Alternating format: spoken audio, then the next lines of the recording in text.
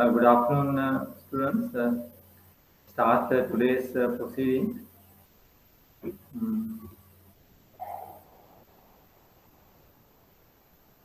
We have been discussing with you all under financial market.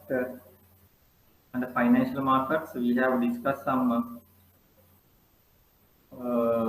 instruments with you in the financial markets, especially government security markets, treasury bill, treasury bonds. Then we have moved to equity market. We discussed how these government securities are basically operation of government securities, how the auction based, and the economic factors, how the economic factors are affecting to government security yield. And that also we discussed, and we discussed some policy rate increase, also how the impact of policy rate increase in regard to the government security markets, treasury bill, and also we have discussed some dollar denominated instruments, locally dollar denominated instruments, SLDB, and ISB offshore, that is outside the market, outside Sri Lanka.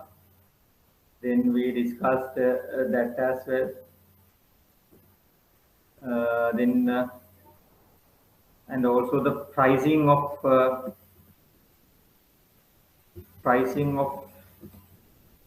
treasury bill, treasury bond. We discussed, and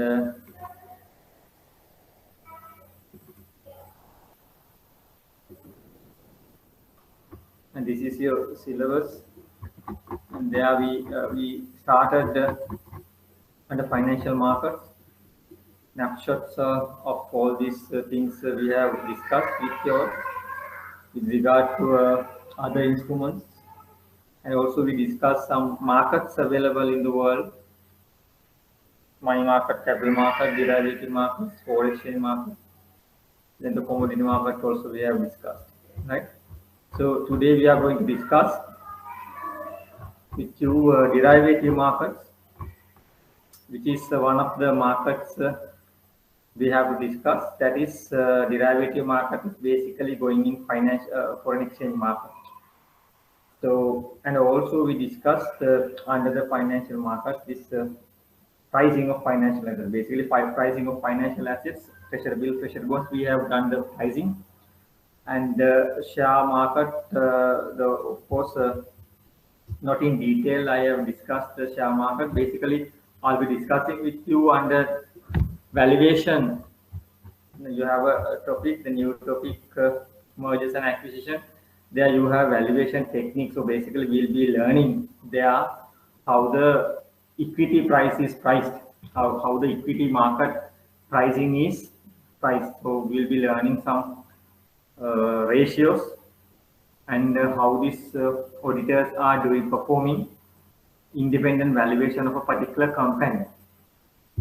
So then we will be doing that later next week. So today we are going to discuss derivative instrument. So derivative instrument. First of all, I would like to give some brief introduction of what is the derivative. Now, in short, derivative instruments are the hedging instruments. So straight away we can say hedging instruments. Hedging instrument in the sense foreign exchange market related instrument. So why we need the foreign exchange? Basically, now our reported currency in Sri Lanka is LKR, rupees. But when we do transaction with other countries, we need to have a exchange rate. So why do we need it? Now, Sri Lankan rupee is not the currency of other countries. Now, for example, if we import some essential goods from India, we can't make the payment in LKR. We can make the payment if the supply is accepting, but a supply is not going to do anything with the LKR rupees. they can't do anything with rupees. But if you say, if the supply gets dollars, can do the transaction. Why? Dollars is a US dollar is an accepted currency worldwide.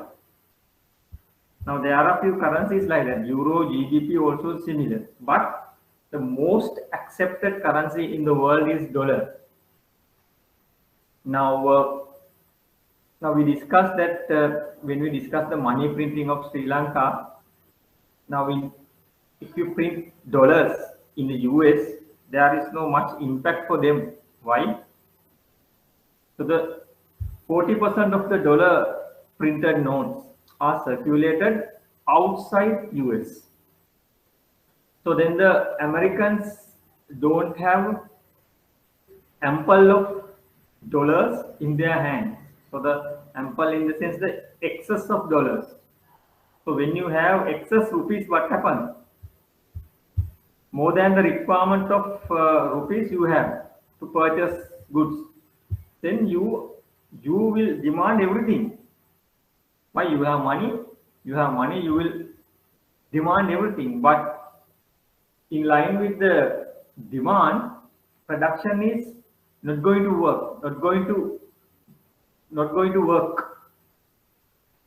So the demand is higher than the supply. So what happens when the demand is more than the supply? There is scarcity. So it's basically, we call it inflation. So when the limited number of services and goods, prices should go up. Everybody is asking same thing. Now I have something, many people are asking. Everybody is asking. So then, so I'm demanding at 10, 20 rupees. If somebody is there, he is willing to buy same thing, or the scarcity of production. So he says, I will give you 12 rupees, give it to me. So what happens? The prices of the goods and services going up. So the inflation. Now inflation effect will not be in US, particularly the usage of currency more than 40% is outside US. So then there won't be any problem printing dollars, whatever the amount required. Now how much dollars we have in the currency form in Sri Lanka? How much dollars we have? So many, but you don't have many currencies LKR in overseas, right? You can't have this. So dollars you can have it in currency form, right? So dollar can be freely circulated. It's the world's most popular and most accepted currency in the world, US dollar. So any transaction can turn in terms of dollars. So as I told you, why we need dollars? Because we can't be isolated like a country. We have to export, we have to import, we have to borrow from, we have to do some international transaction, international trade. Many international transactions have to be done. So then we are using US dollar as the most accepted currency, or the most welcome currency by other parties as well. Now GBP euro is very similar, but not that up to the standard of US dollar. So we are doing the transaction in dollars. Now if you see, if you are working in a bank, you inquire how much dollar lending, how much the GBP lending, how much the euro lending, very minimum. You can lend in euros, you can lend in GBP. Any designated currency in Sri Lanka you can lend it, but only thing, people are not willing to take it. But very few people are taking this other denominated currency other than US. So then LKR, if we take LKR, we need to have more currency. We need to have different currency, or the most accepted currency for us to do transactions. So that's why we need international currency. That's why we need exchange rate. So the exchange rate is basically depending on the country's performance. Now, for example, if you say dollar, we pay something for dollars, right? Now, if you take USD LKR rate, today it's going at 200, 203. Now, What do you mean by 200 and 203? So basically 200 and 203 means buying and selling rate. If you say, you can see this, right? USD LKR, it's 200 and 203. Now what does it mean? You say like this. This is buying price. You know this. This is buy price. This is selling price. And also we call bid and ask. Both are same. Wherever you get bid and ask, that is buy and sell. USD LKR. So what does it mean? USD LKR. What does this mean? USD LKR. USD ekakata LKR how much? Right? USD ekakata LKR how much? That's how we interpret. So 1 USD equal this much of whatever the currency. So basically you have to keep in mind, on your left hand side it's always equals 1. That is the easiest method for you to remember or to keep in mind.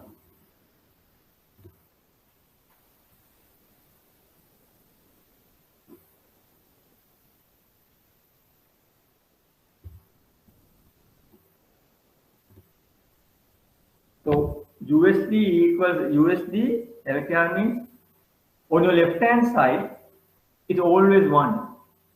1 equals, now if you say this one USD JPY, I think hypothetical example, right? USD ekakata 1 USD equals JPY 109. If you say this one,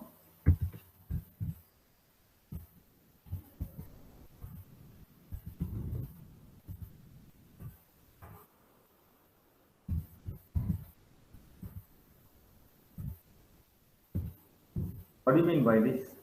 1 GBP equals USD this much. Say euro.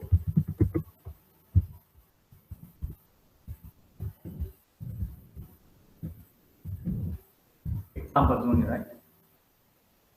Now, generally we take other currencies other than LKR and JPY 4 decimals.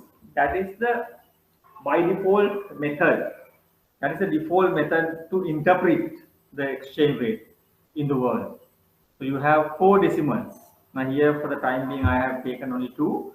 But LKR and JPY we don't take, only we take 2 decimals. 2 decimals here. Here 2 decimals. Here and also you can say if it is 2 whatever, then 25 whatever, it doesn't, only 2 cents. Here 109 2 cents, 110 2 cents, but here there are 4 decimals. Generally we go by 4 decimals like that, right? Depends. Other currencies, that is you have to be accurate. Now what do you mean by this? Now see, these two pairs, USD is on your left hand side, you got it? But other two, GBP and dollar, USD is on your right hand side. That's how it interprets. That's how it writes. Now these two codes, now there are many different types of interpretation of exchange rates in the world. Now this is one, this is one. Only difference is dollar is on your left hand side of one particular exchange rate, other one is dollar is on your right hand side. That's all. That's the only difference. Now the first two, USD is on your left hand side.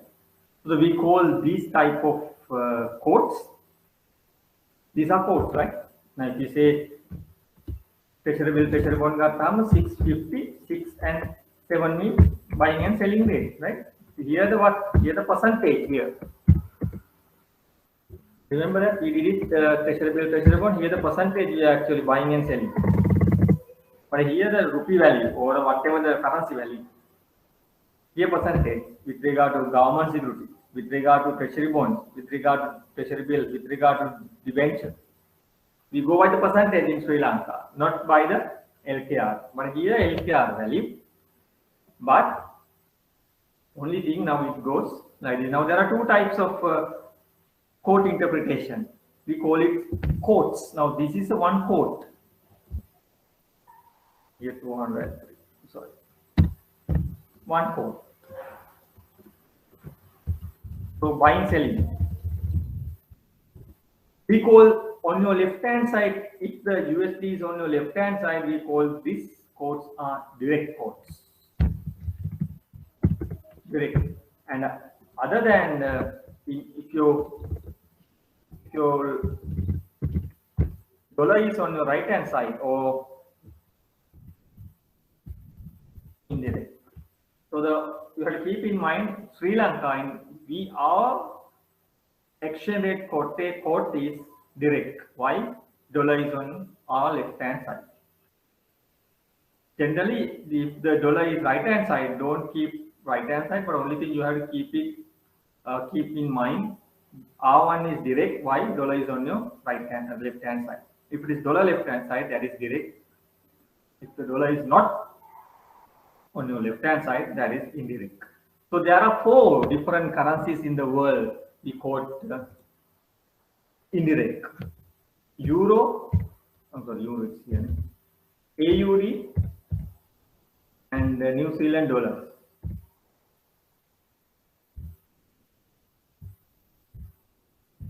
So there are USD is right hand side. USD is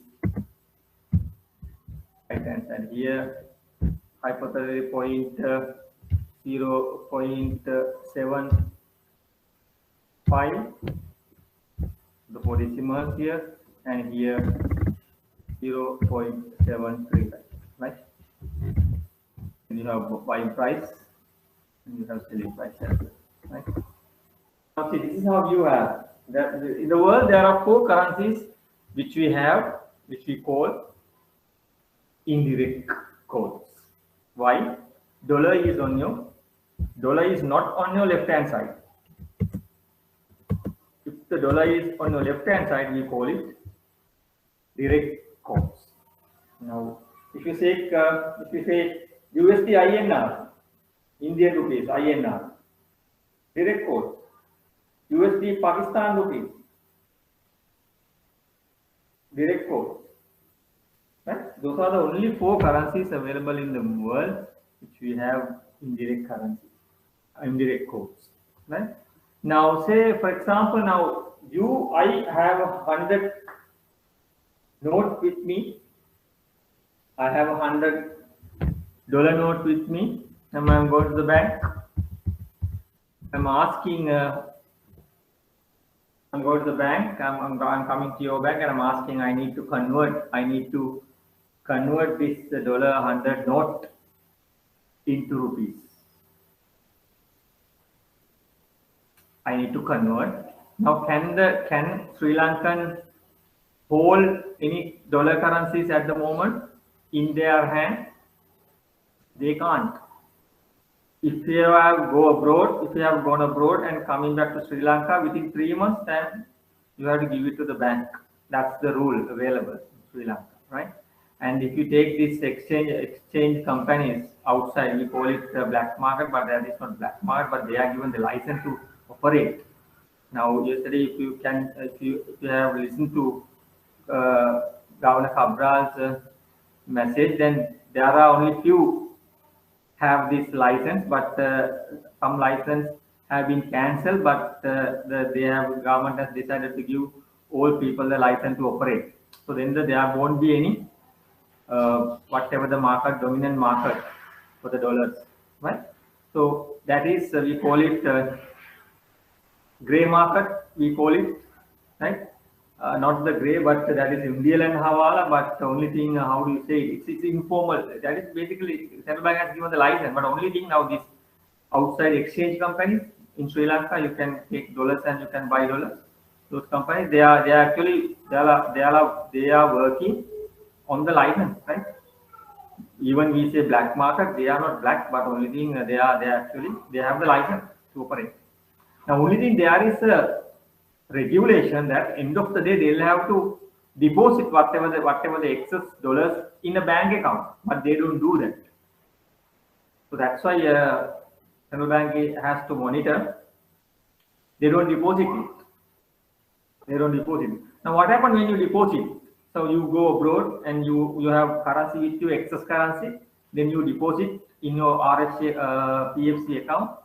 What happens? You can withdraw this dollars when you go abroad. Otherwise, in dollar form, you go abroad by producing the passport and the visa, you can withdraw in dollar forms. In dollar form. But if you are staying here in Sri Lanka, plus you have PFC account, dollar, you are maintaining a dollar account, you want to withdraw it. Can you withdraw in dollar form? You can't do that. You can't withdraw. Any Sri Lankans can't withdraw their PFC balance in dollar or whatever the foreign currency. Why? Foreign currency is not now, dollar is not using in Sri Lanka. You have to withdraw it from in the form of LKR. That's why these outside the exchange companies are not depositing money.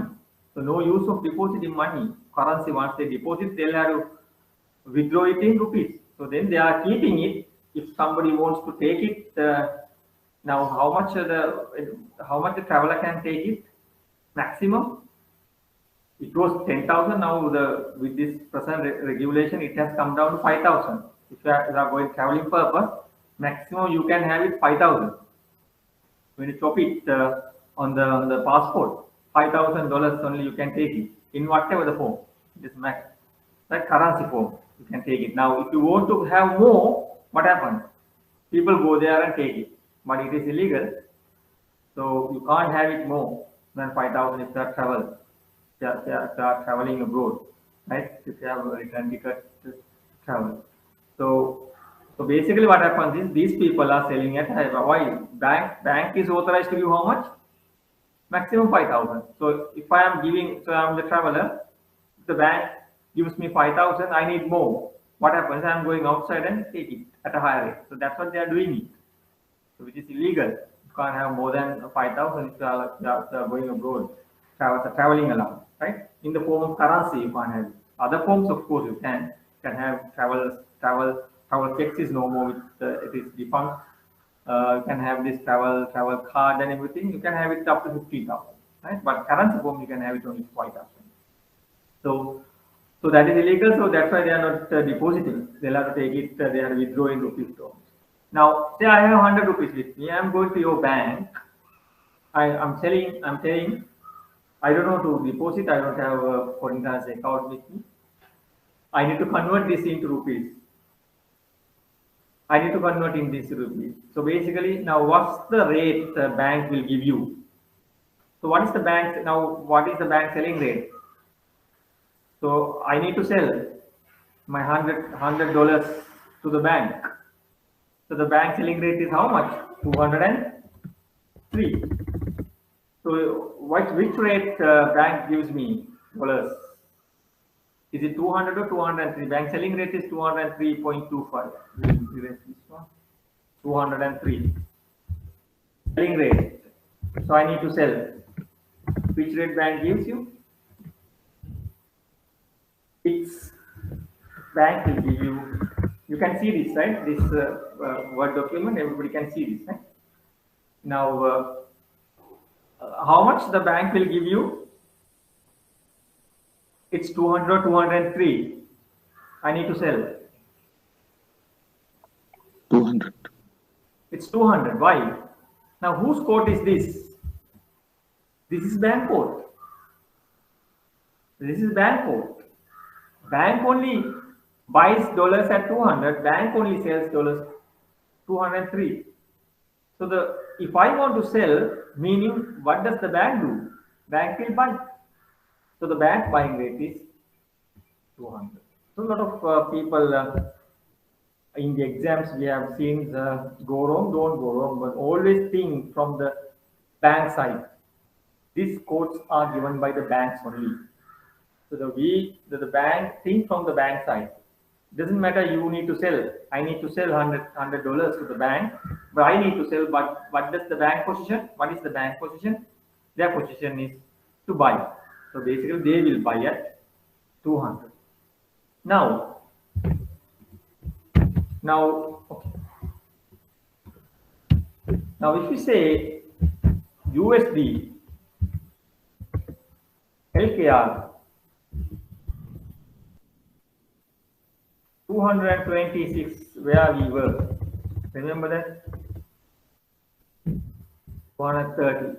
So this is the position where we were before this governor's letter to all CS, the previous governor's letter to all CS issue. Before issuance of this letter, we were in Sri Lanka. We had this exchange rate 226 and 230. Now from here it was, now it has, today it's going at 200 and 203. So what has happened? What has happened now? Any country who pays more is weak. Any country who pays more is weak. What do you mean by that? USD LKR. USD 1 equals LKR 200. Who pays more? LKR pays more. So the Sri Lanka economy is weak. That's how you interpret. Now if you take this, who pays more? 1 GBP equals $1.36. Who pays more? USD pays more. Why? On your left hand side, it always equals 1. 1 GBP equals USD. 1 AUD equals USD. 1 New Zealand dollar. 1 New Zealand dollar equals 0.73 USD. 1 euro equals $1.15. So who pays more? GBP and USD. Who pays more? USD pays more. Then US economy is weaker than UK. That's the interpretation we have. AUD we will take it later. Euro USD. Who pays more? USD pays more. More than 1. Here USD pays more than 1. Then USD is weak. Now take this AUD. USD, how much they pay? They don't pay even 1. They don't pay even 1. 1 AUD, how much USD pay? Only 0.7. USD not paying even 1. They don't pay much. Then which country's economy is weak? US is weak. US is strong. Anybody who pays more is weak. In this case, who pays more? 1 AUD equals 0.75. Less than 1. Less than 1. They don't pay. Who doesn't pay? This guy doesn't pay even 1. Why? This belongs to this guy. This belongs to this guy. This belongs to this guy. This belongs to this guy. This belongs to this guy. Why? Always left hand side equals 1. So meaning is basically any country who pays more for the exchange, that country is weak. Now previously we had 226 for $1 LKR. Sorry for this. For this, a small request. So how we should interpret about between USD and JBP? What is the comparison between Japanese yen? Now this one. Yeah. Now who pays more here? $1 equals 109 JPY. 1 US dollar equals 100. Who pays more? JGY pays more. Their economy is weak. Their economy is weaker than US. That's the interpretation we have. Now, somebody can ask, is that true? Yeah, it's true. Why? If you take the US and the Japan, their economy is weak. But there is a one reason behind this. Now, think about this. Now, what kind of country is Sri Lanka and what kind of country is Japan? Now, we are an imported-oriented country. Why? If you see, if you are working in a bank, you might have seen now the quantum and the amount and the everything we import from abroad. Everything we import. Nothing we produce here in Sri Lanka. Very pathetic. Now, this dollar crisis actually we have at the moment is based because of that only. Nothing we produce here in Sri Lanka. Everything we import from import overseas country. Now, say we have 200 and 203 level. Now we import essential goods from India. Essential goods from India. Say now we had this situation, example 226, 230. So basically we will take one. We take 200, 230 rupees. Okay, 230. So I am the importer and I am importing onions from India. $1 worth of $1. I need to pay $1 now. What does the bank do? Bank says, okay, you give me 230, I'll give you $1. So what happens? I am getting $1. I am paying to this Indian supplier. Finish.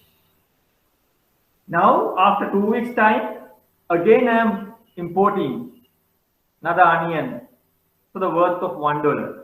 Now I am again going to the bank. I am asking, I need to have $1. I have to make the payment to this supply India. How much? Now it's 203. The bank says, okay, you give me 203. Now I asked why 2 weeks ago you asked me 230. Why you asking 203? Now the rate has come down. We will be coming later. What this rate coming down, going up? Bank says, okay, rate has come down. You give us 203 only. No need to do 230. Good. Now, if you brought here onions at 230 and after 2 weeks time you brought here onion 203,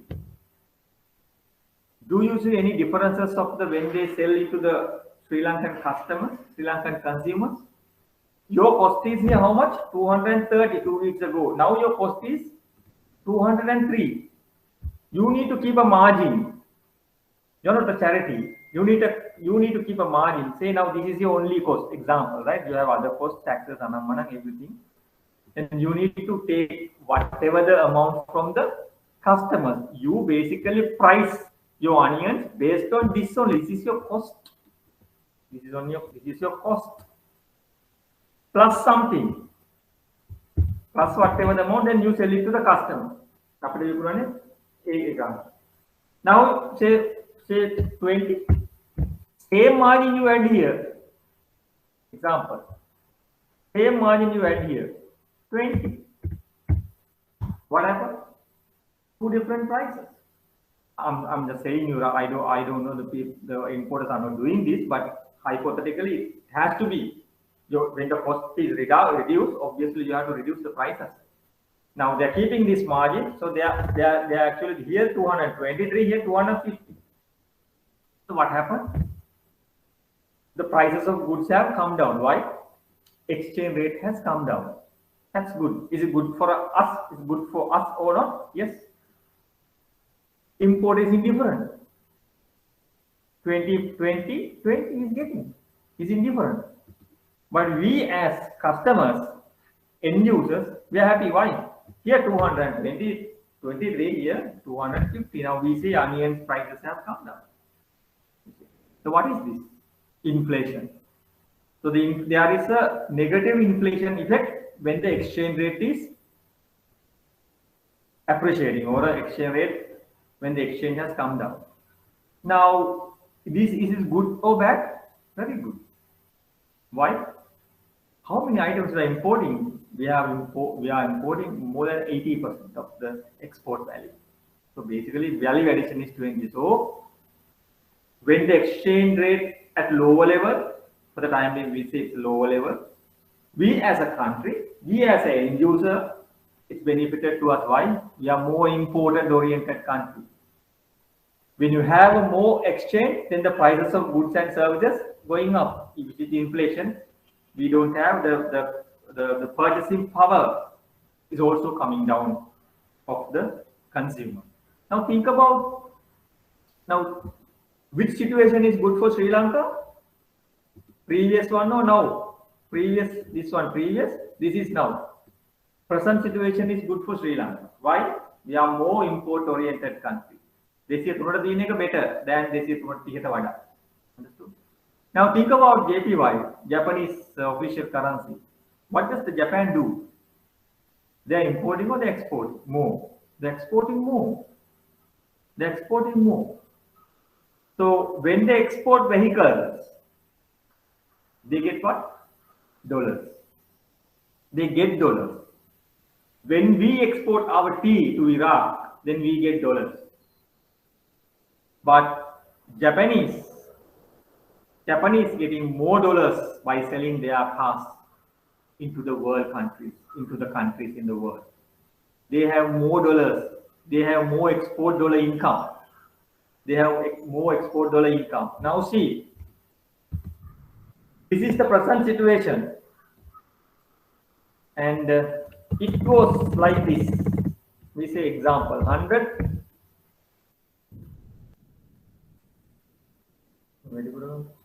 Here 120 example only. Here 130. Now see. Previously 120, 130. Now it's 109, 100. Same thing. It has come down like in Sri Lanka. Now also one has come down. Now Japanese guy exported the vehicle 2 weeks ago. Maybe 2 weeks ago. Week at a similar basis. Then he got how much? Example, we say 120. So he says, bank, I have dollars. How much you give me JPY? Why I need to spend in Japan in JPY? So then bank will say, okay, I'll give you 120. More whatever the currency, 120. Bank will give you 120. Bank buys in dollars, they will give you 120. 2 weeks ago. Now again, this guy exported the vehicle. After 2 weeks time, again he has $1 with him. Then he goes to the bank and asking, I need to convert this dollar into JPY. How much you are giving me? Bank says, I'll give you 109. I'll give you 109. Will the exporter happy or not? He's not happy.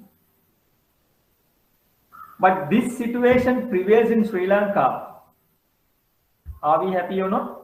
We are happy. Why? We are more import-oriented country. But Japan, they like their exchange to depreciate. So when the exchange of a country is depreciated, who likes more? Exporters like more. Depreciate means what? Now if you take this 226, 230, we say 230, it was 230. Now it has come down to 203. So who will be benefited? Basically, who likes this to have importers only? Why? එක dollar එකට මට සති දෙකකට කලින් 230ක් මගෙන් බැංකුව ඉල්ලුවා. දැන් මගෙන් බැංකුව ඉල්ලන්නේ 203යි. So good. Then I don't need much rupees. Profit wise, I'm indifferent. I'm getting 280 anyway. But sometimes you make it difficult to sell at little higher price. 250ට විකුණනට වඩා 226ට 223 විකුණන එක it's easy, right? Think from the seller side. මිනිස්සු ගන්නවා 250 කිව්වොත් ගන්න නැහැ 226 කිව්වොත් 223කට මිනිස්සු ගන්නවා. So but from the seller side indifferent, but as long as if he can sell more he's indifferent, but only thing he is able to sell more if the price is low. Even the seller's price is low, he's maintaining whatever the profit margin 20. Now importer will give to the bank only 203 now. Earlier importer is asked to pay 230. Now bank says no worry, don't worry, 203 but 200 this is not, then it's more than enough, we will give you $1. Now think from the exporter side. You exported tea to Iraq, then you get 1 million or the $1 income. Here 2 weeks ago, if you have received $1, then if you decided to convert into rupees, you would have got how much? 230 rupees in your account. Now if you're doing it now, how much you are getting? 200. Now you are getting 200 by bank buys. So now if you are doing it now, it's 200. If I did it 2 weeks ago, I would have got 226. Now I am getting 200. Now think about the big value, 1 million, 2 million conversion. It's a huge amount. So by depreciating the currency, who is benefited? Exporters are benefited by depreciating the currency. So the importers are not benefiting by depreciating the currency. Now we are imported oriented country, so then we like exchange rate to depreciate. We like exchange rate to appreciate. But then who is the loser? Exporters are losing. So basically what happens? So when you take a country, you should have then what? Not depreciated much, not appreciated much. Then you should have what? Stabilized currency. Stabilized exchange. So we call it stabilized. Not benefited to the exporter, or not loser, or exporters are not losing, plus importers are not losing. So then if you have a stabilized currency, stabilized exchange rate, then what happens? The country is thriving. So now presently, what happens now? Your answer is, now your answer for your question is, we are imported oriented country, so then we like exchange to appreciate. That's what actually happened. Now anybody, now the amount you pay for USD has come down. It was paying 226, now bank pays 200. So basically the amount you pay has come down. So the Sri Lanka countries, what? Economy is better. Then why? I told you that anything you pay more is weak, but still we pay more compared to US dollar. But compared to 2 weeks ago, now our country's economy should be better. Why? The amount you pay for dollar has come down by 26 rupees. Is that true? No. Generally, the amount you pay for the other country's currency has to be lower, or the amount has to be lower. Like now, this 26 rupees lower compared to previous week. It has to be done how? With the supply of dollar. Dollars goda kaana ratata. Then what happened?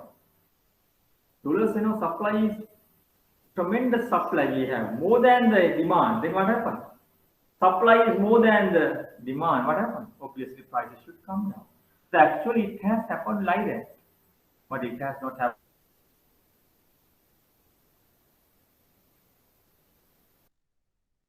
Government or the central bank has purposely did it.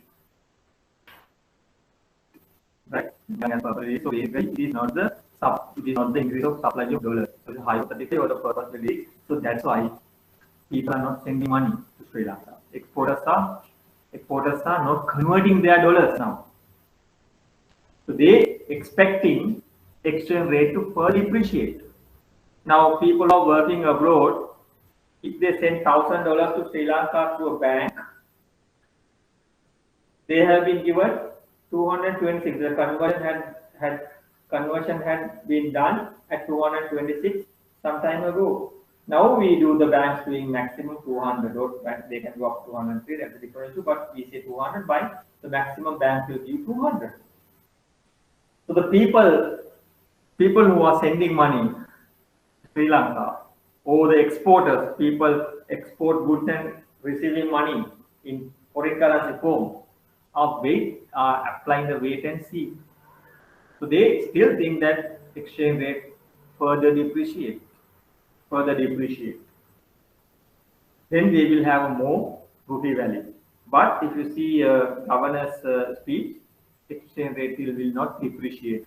So the governor's, the central bank intention is to have at 168. So that's a good message actually given to the world. No, we are not depreciating. Now you know, in the grey market, the Undial, Hawala and all those methods are then now going on.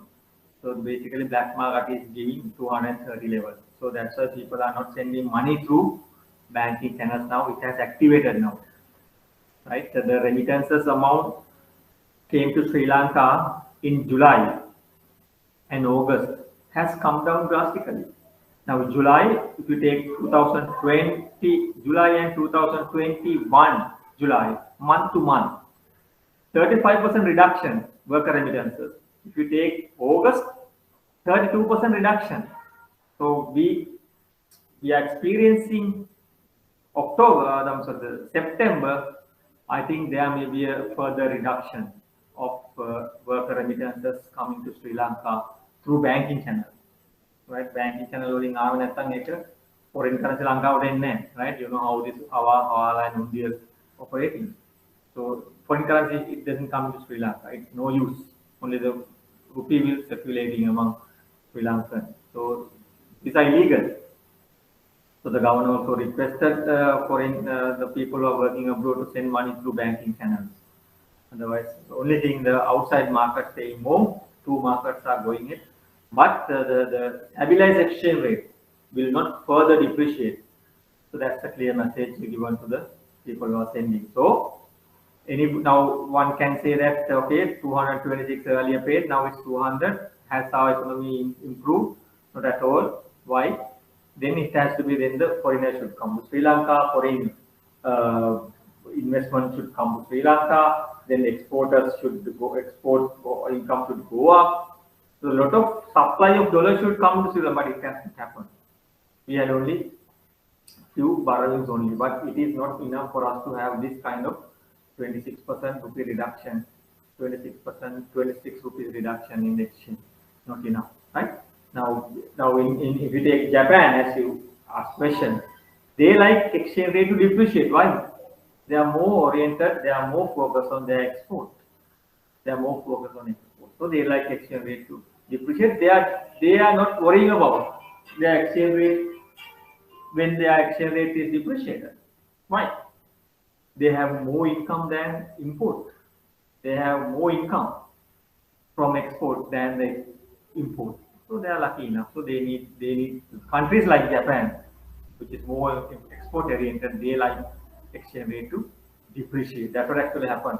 Now remember, even the Japan likes it. Sometimes it may not be the correct. It may not be the actual situation. Why? Now when now say USD එකකට JPY is 109. Now Japan likes USD එකකට JPY to pay more. They like to pay more. But then their country's economy has to be weak. But Japan economy is not going to be weakened. Very rare. Now the political instability is there, but the currency has little depreciated. But their country's currency is very much okay. But see, this currency pair cannot be decided on the Japanese currency itself. What do you mean by that? Japan currency depreciate Japan Why? US dollar part is also there. When the Japanese currency is getting weaker, means Japanese yen should be paid more. JPY should pay more. What happened? USD for the UK economy is getting weaker than the Japan. US economy is getting weaker than the Japan. When the country's economy is weak, you pay more. You pay more. US economy is getting weaker with this coronavirus pandemic and everything, whatever the thing, it has happened right, previously. You know, the mortality rate was quite high in US. Now it has come down with the vaccination. Now the US economy is weak. So the US economy is weak, then US, you pay more. You pay more. What happened then? If the US pays more, JPY should be lesser amount.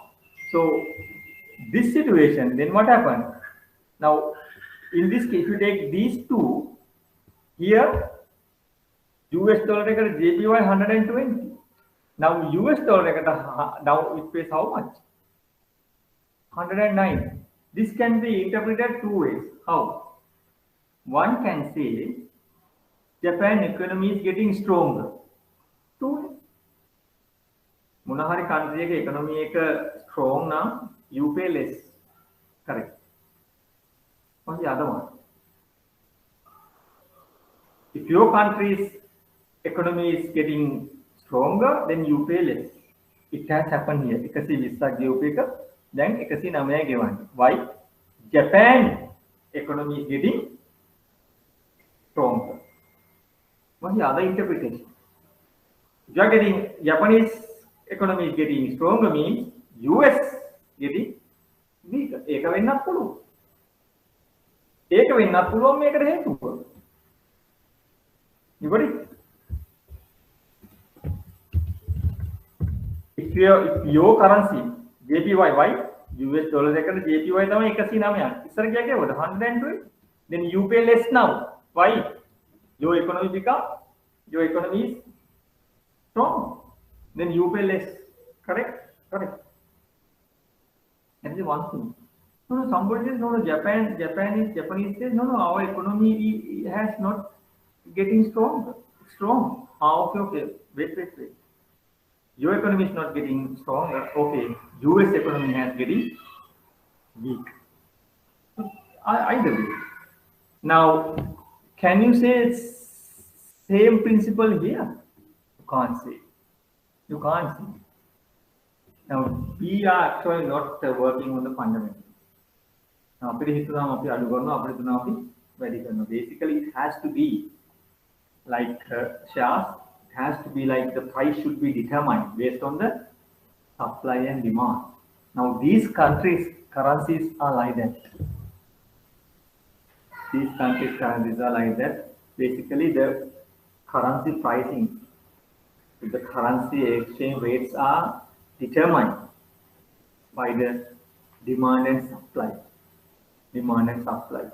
So when you have more supply of whatever the currency, your exchange rate is getting stabilized. So that's why we are asking more foreigners to come and invest in Sri Lanka.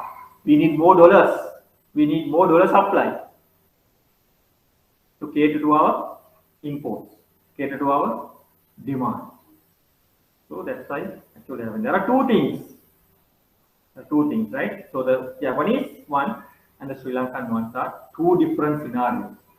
So anybody who likes to have rupee or the exchange to depreciate, exporters. Importers don't like.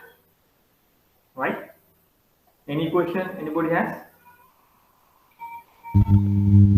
Yes, actually, let us know about what is the internal transactions between exporters and I don't hear you. So what is the internal transactions, especially these days due to this currency, the lack of currencies in Sri Lanka. So what is the reason behind the internal transactions between seller and, I mean, the importer and exporter these days, based on this? Yeah, now it is completely prohibited. Now say if you go to a bank and you need to pay and you need dollars, you are importer, you need dollars, but the bank says, no, we don't have dollars. So then, just now say I'm the importer. So I'm going to your bank. I'm coming to your bank. I'm asking. I'm of your customer. Please send this payment to India. So the bank says, no, we don't get much dollars these days, so we can't send your payment. So then I'm suggesting you. I have a friend of mine who is maintaining a PFC or whatever the business foreign currency account in the other bank. Shall I bring that dollars to you and will you make the payment on behalf of me, which is completely prohibited, right? Now I think there are 2 or 3 banks did it. I think Central Bank has sent Bank Supervision Department has sent 2 audit teams to inquire. So basically that's the transaction which is if the bank does not have, the bank says okay, so I am saying I will bring dollars and you make the payment. What happens is, so that exporter or the BFC account holder will give dollars to this bank to make the payment on behalf of me. Now what price my bank is doing this payment at 203. Selling price you can't go beyond 203. That is 203. But this exporter or the BFC account holder says I can't give you 203.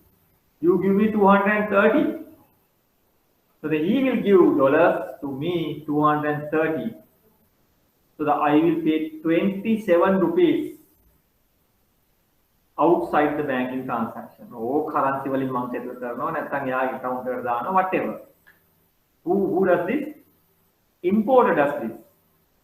But now is there any involvement of the bank? Of course. Why? Bank knows it. Otherwise, how does the bank get money? Now maximum deposit rate you can pay for foreign currency now, if there is a cap, 5%. Now wherever you maintain your foreign currency account, you will be having 5% interest. You can't, none of the banks can pay more than 5%. So say now I have a PFC account or I have a business foreign currency account with me. I am transferring it to another bank to have more interest rate. That bank can't give you more than 5%. But here I am getting 5%. Why should I transfer to another bank to take 5%? No point. So it is basically you will not transfer same amount to another bank. To here I am getting 5%. Here also I am getting 5% by transferring. No point. But in this transaction, what happens is bank knows it. Bank also knows it. Okay, bank gets dollars, and by using these dollars, they will make this importers payment, which is completely prohibited, right? So completely prohibited. I think some banks I did it. I think yeah, they will be in trouble. That transaction is actually not happening now. Now, if you don't have dollars, you can't make the payment. So don't ask somebody to give. Our exporter, they are getting. Yeah, I think Ghana imported 27. So what happens? So the importer will pay how much? 230 virtually, the whole together. The cost is 230. So he will charge from whom? Customer. He will not bear the loss. He will charge from the customer. So what happens when you have more? Similar thing, when the exchange rate is depreciated, you import something, prices of the importation also goes up. So ultimately it will reflect in product and services, which is what? Inflation. Right? Any question?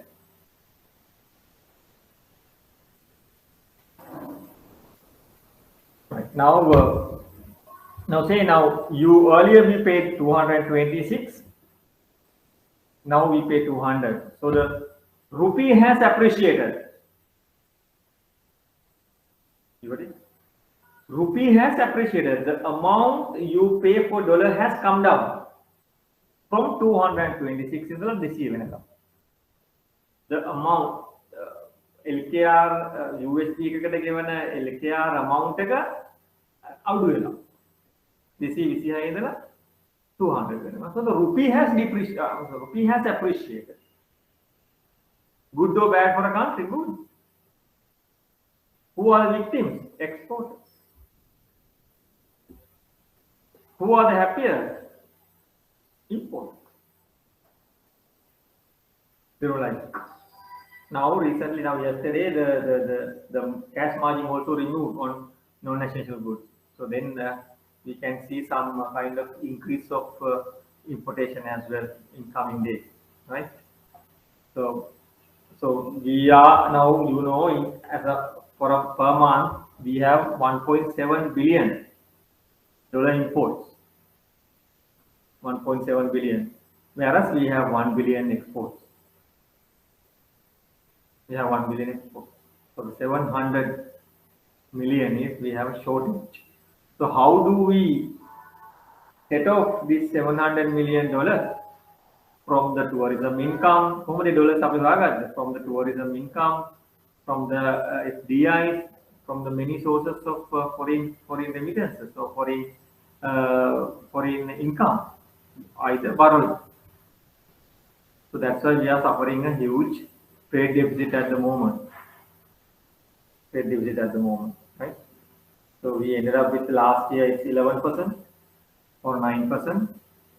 Now we'll be having more than 10% towards the year end, right? So we are actually maintaining this 700 million deficit throughout all these months, right? Which is not good. Now we are actually under we are working under an import restriction. Import restriction at Tibilas and imports Pgedbm and think about twice. Think twice. It's very difficult. So see allowing importation of cars, disaster. So rupee wise, you will get it, duties, but there should be a huge pressure on the exchange. But there is a suggestion from the government that if you pay duty in dollars, and you will be allowed to do that. I don't know if that's what operational is. We will see how this happens, right? Now, from 226, 200 means rupee has appreciated. So generally, your currency is appreciated when you have more supply of foreign currency. But in this case, no. Now remember, there was a situation in 2000. I can't exactly remember the year. At the budget, there was a devaluation. Today we had 200. You devalue to 203. Example only, right? So basically, the amount you pay for dollars has increased. That is devaluation. You purposely do it. That is devaluation. But depreciation means what? Demand and supply, it automatically happens based on the market forces. When you have more demand, what happens? Your price, the exchange rate is going up. More demand. You can remember 2018, we had a 30 rupee depreciation. Why? Because everybody was pulling out their investment from share market and government security market due to the instability of the government. You know, the good governance government was there, but this instability was there. The two different opinions were there at that time. So if I am the investor, I should have a proper direction. So the government should give me a proper direction. If the government does not give a proper direction, so I am at risk. So what happens is I am taking off my investment. I am actually realizing my investment. So I don't come to Sri Lanka. That was actually happened. That 30 rupee depreciation in 2018. Now we have started this year 186. Now it's going at last month it was at 210. Now it has come down to 200. So it's still a depreciation from 186 to 200. 14 rupees depreciation. Rupee has depreciated by 14 rupees. Rupee has depreciated by 14 rupees. Right? But countries like to have more stabilized exchange rate. Not much depreciation, not much appreciation. Right? You got it? Any question? And also remember this one. We did it. 1 AUD pays 1 AUD USD pays less than 1%, meaning which country's currency is weak, can identify. Anybody who pays more is weak. Right? That's how we identify. Right? Any question you have, please ask question. Right? It's better you ask questions. Excuse me, sir. Can you hear me? Yeah. We all know that the government is trying to hold the currency rate at 200 and 203. What happens if the government all of a sudden releases these whatever the restrictions? All of a sudden, if they open up, if they all of a sudden if they try to set a rate naturally based on the demand and supply, what will happen? Now, Current scenario. yeah. Now, if you can recall this, as I told you, this governor's letter to all CEOs. Before this letter came to the banking CEOs, the rate was actually had the 226, 230 level. But if the government has, the central bank has not intervened into the market, again, it has further depreciated. There was an opportunity, there was a possibility to go up this rate to 240, 245 levels. But it has not gone by the central bank has put a, it's not a direction, but they have actually brought it down to 200, 203 level. Now see, now this rate is prevailing at the moment. This rate is prevailing at the moment, but we are at this rate. Also, we can see some shortage of inflows to Sri Lanka. Now the inflows has come down drastically by reduction of by this rupee appreciation by the Central Bank of Sri Lanka. Now we don't see any inflows coming to Sri Lanka as we had earlier. Now remittances have come down, exporters are not converting their rupees, dollars into rupees. Whereas our demand has not reduced. Demand is, the dollar demand is for what? What are the dollar demand can for importation. So the importers are demanding dollars from the bank to import. So the bank sells dollars to importers to import, to make the payment to outside. You understand? So the demand, dollar demand means what? Importers or investors who going out of the country. They need dollars. Anybody who needs dollars, they have the demand. So we have more demand than export. We have more demand than supply. More demand. Now, if you allow this restriction to go, I think there will be additional pressure on the exchange. So there will, why? Supply is curtailed, supply is constant. Now, if we don't open the country for tourism, we don't have this. If the foreigners are not coming to Sri Lanka for investment, we don't have dollars. Exporters are 1 million, whereas 1.7 million is the importers. It is so. But very difficult if you don't have additional. Otherwise, what happens is then you will have to borrow from abroad. That is one method. So somehow you have to find dollars. The other method is to release dollars to the market by the Central Bank of Sri Lanka. That's another method. We call it intervention. That can also be happened. But only thing, how much central bank can release dollars to the market? Do they have sufficient reserve to do this? They don't have much dollars to do this, right?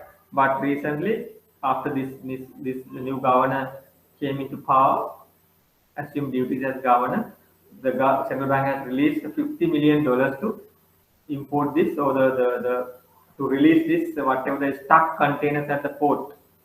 So the essential goods are released. Now by releasing these dollars, then how does the central bank read this? From the reserves only they have done this. They don't have dollar deposits, so they have reserve. Reserve is there for what? Reserve is there if something goes wrong, if you can't earn more, you can't earn more foreign currency, or you can't earn expected foreign currency, then you'll have to import whatever the requirement. So you will be using the reserve to import. So our reserve is enough only for 2.5 months to survive. We have 3.5 billion, so then you should have more reserves. So then you give the stability, and the rating agencies also you giving something. Now, if the rating agencies downgraded Sri Lanka due to this reserve depletion, why 3.5 billion reserves we have, 5 billion we'll have to pay next year. How can you pay? So that's based on that only they have downgraded Sri Lanka. If you have more reserves, then you are comfortable. If the dollar USD LKR is going up, then what happens? Central bank can pump dollars like they did recently. Then they can pump dollars to the market through banks to release whatever the stock goods. But I think if the central bank is not intervening by lifting this import restriction, there will be additional pressure on the exchange. But only thing, due to this letter sent by the Central Bank of Sri Lanka, none of the banks can sell their dollars more than 203. They have to buy dollars 200. They have to sell dollars at 203 only. They can't sell dollars at 200 and more than 203. What happens is, so they don't get much dollars as they expected. So what happens? They can reject importers LC opening and TT payment. Why? They don't have dollars. So that's what actually banks are doing at the moment. They don't honor this payment, saying that they don't have dollars. Now some banks are not opening LCs, right? Some banks are not entertaining student payments. Some banks are not giving dollars to go abroad. So there are banks like that in Sri Lanka, very good reputed banks. Right? So they don't have much dollars, but there will be additional pressure provided the central bank is not intervening to the market to stabilize this exchange rate by lifting this import restriction, right?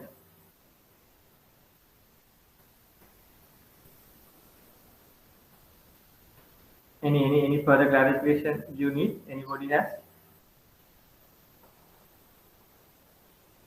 Right, then we'll move on to this. So the exchange rate, understanding this now. Basically, now you know forward exchange transaction is banned at the moment. What do you mean by forward exchange transaction? You you make an importation now, and you need to make the payment after 3 months' time. You enter into an agreement with the bank to pay after 3 months' time. So after 3 months' time, the amount you pay is known to you now. You import a vehicle from the Japan, example. After 3 months' time only, example, and after 3 months' time only vehicle comes to Sri Lanka. You now enter into agreement with the bank. Okay, after 3 months' time, I will settle this LC or letter of credit at this rate. Now, which is bank at the moment, right? And you have to do it at the prevailing market rates only. You have to do this. Forward exchange contracts, entering into forward exchange contracts are banned at the moment by the Central Bank of Sri Lanka, right? Now, these things for you to read, market size and everything. And also remember that, for example, we say different countries have different currencies with the names. Pound sterling GBP, Swiss franc CHF, Japanese yen we call it JPY, Euro we have Eurozone, 23 countries are using the same currency. In these current countries, but only thing England is not using the euro; they are using still GBP. And also the commodity market. We have another market called commodity market, where the commodities are exchanged.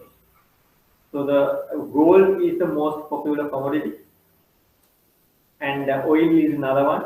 And oil we call it in the international arena. We don't call gold, but we call XAU, right? XAU we call it in international, so the XAU trade. And also I should tell you now. Say now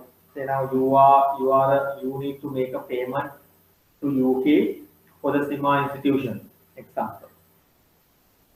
You need to make a payment, or otherwise you need to make a payment in Russia for your educational or the university education.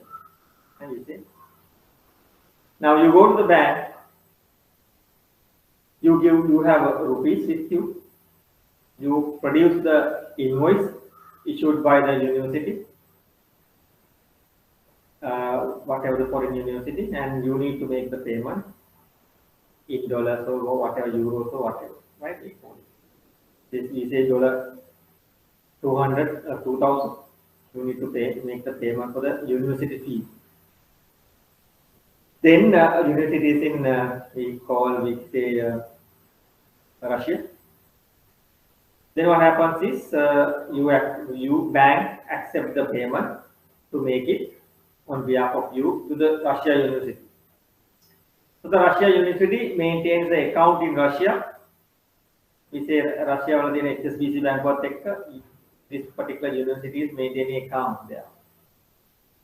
Now what happens is when your bank accepts your rupees and give you dollars, or the bank accepts to send dollars on behalf of you, you have to credit whatever the dollar amount in your name, in the student's name, to this Russia bank account or the university bank account in Russia. Understood? That's what actually happens. මට සල්ලිවලට යවන්න ඕන රෂ්‍යාවල තියෙන university එකකට රෂ්‍යාවල තියෙන university එක maintain කරන HSBC නේ example කියමු ඒ තියෙන යුනිවර්සිටි එකට I'm sending to the bank has to credit. So how does this operation happen? How is this operation happen? Now I undertake, so the bank undertakes, the Sri Lanka bank undertakes the dollar or rupee, they will undertake rupee to make the payment, and then first, if this is dollars, they'll have to first send this dollar to US. If it is GBP, then first you have to send this GBP to UK. What do you mean by that? Now say Russia, this university says, we have a GBP account in HSBC Russia, you send GBP. So how does this happen? First you go through UK. And if you take dollars, first you go, this dollar has to go to US only. Why? Dollar accounts are maintained for Sri Lankan banks in US. So what happens is we send our dollars, we send this $2,000 to US bank, and the US bank, we instruct US bank to send this dollar to Russia University bank account. That's how it happens. Now recently you must have known this Belarus payment for the students. Belarus payments are not undertaken by the bank. Why? Belarus has sanctions by the US. Now in the world there are two types of sanctions. For your knowledge, if you listen to this. Now there are two types of sanction. One is UN sanction, United Nations sanction. Other one is US sanction. United Nations sanctions make a common to everybody. Like remember that we did it systematic risk, common. But if you say US sanction, it's common, it's not common. Now there are US sanctions on North Korea. US sanction on Burma. US sanction on Belarus. Right? So why this Belarus has sanction? Recently there was a media man was abducted by the Belarus government. So then the US has put restriction or sanction. So what happens is US banks are not accepting Belarus payments. Belarus payments are not accepted by US banks at the moment. So then students can't make payment to Belarus. Right? There's a lot of quite a number of students are studying in Belarus. Now this is the student. Now this is the time the students have to make payment for their university fees. But some banks are not entertaining this due to this. Now some banks are accepting Belarus under the risk of at the risk of customer. Sometimes US banks can freeze this money. No, we are not sending. Even you send this, we can't send this to Belarus. So they will not return it. Huh? Once they freeze it, US bank, they don't return it. You can't. Now Iran, US sanction only. Right? There is no US sanction. There is no US sanction. US sanction only. So then you can't make the payment to Iran through dollars. Why? Dollars are always routed through US government. So that there you get screening. Screening is happening. So then the ultimate beneficiary UBU, you must have heard, ultimate beneficiary account, everything is checked. Very difficult to send money, right? So this part is right, very difficult. So basically, you have to find out the alternative method. So now say you go to the bank, you as a student, you go to the bank in Sri Lanka, you go to the commercial bank. Commercial bank send money to Belarus, and through US bank only they send it. Now the commercial bank has to maintain account in US. We call it a nostro. Our account with them is nostro. Our account with them. Sri Lankan bank maintaining account in other country. We call it nostro. So that they open account with us, Sri Lankan bank. Now, for example, we say Middle East bank opening account in Sri Lanka. Why? To accommodate Sri Lankans to send money to Sri Lanka in rupee terms. They're sending money to Sri Lanka in rupee terms. So they maintain account with us, that is Vostro. And our account with them is Nostro, important, right? Nostro account, you must have heard, Nostro and Vostro. Their account with us, Vostro. Our account with them is Nostro. Now see this, understand pretty well. Now all these times we have discussed this. All these times we have discussed this only. Now this is a nutshell. Why? Now see this. Now I told you there are two methods of having quote for the foreign exchange transaction: direct and indirect. Now see this currency pair, USD Hong Kong dollar, USD Hong Kong dollar, and there is another currency, USD CHF, Swiss franc.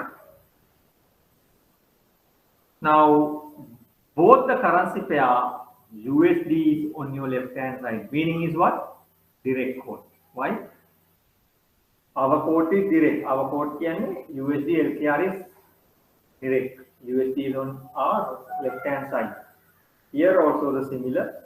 It's on the left hand side. So then direct quote.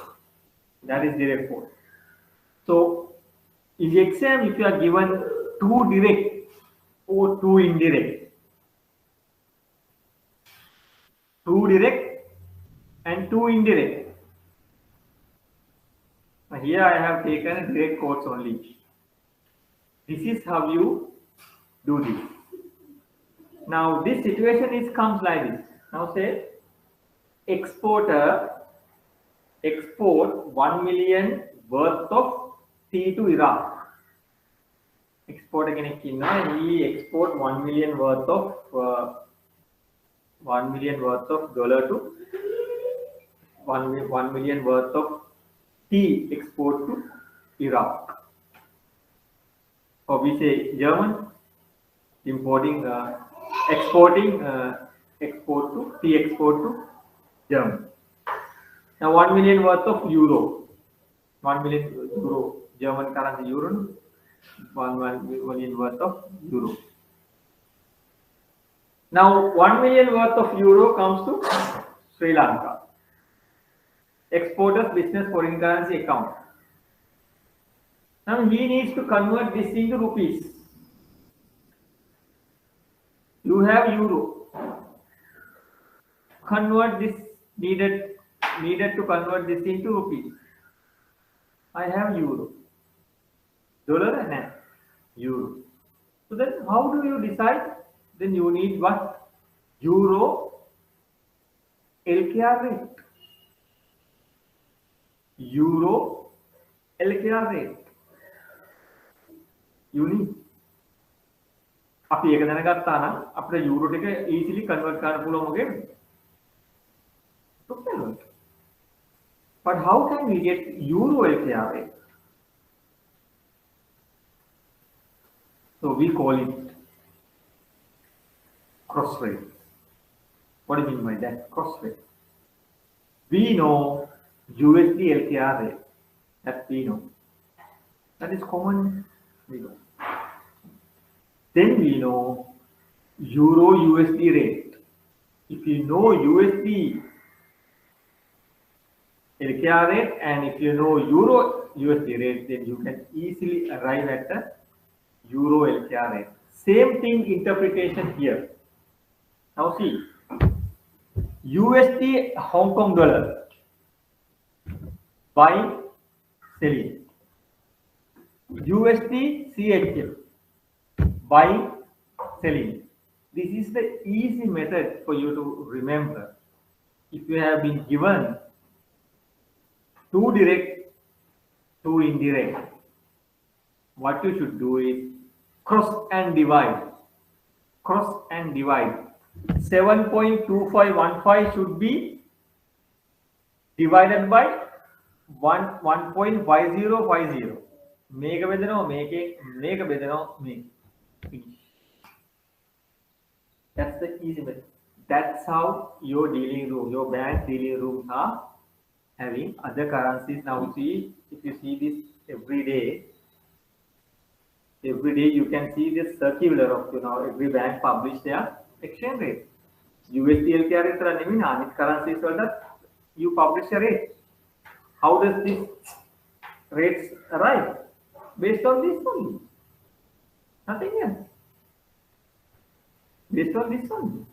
Now if it is now two direct, two indirect, if it is one direct and one indirect, this is how you do this. This is direct code. Why? USD is on the left hand side. This is indirect. Why? USD is not on your left hand side. GBP, Euro, AUD, New Zealand dollars are indirect codes. So the direct and indirect. What do? Trade down and multiply. Make a minimum multiplier. That's all. Finish. This is how you do this. Easy method for you to keep in mind. You don't go wrong. If it is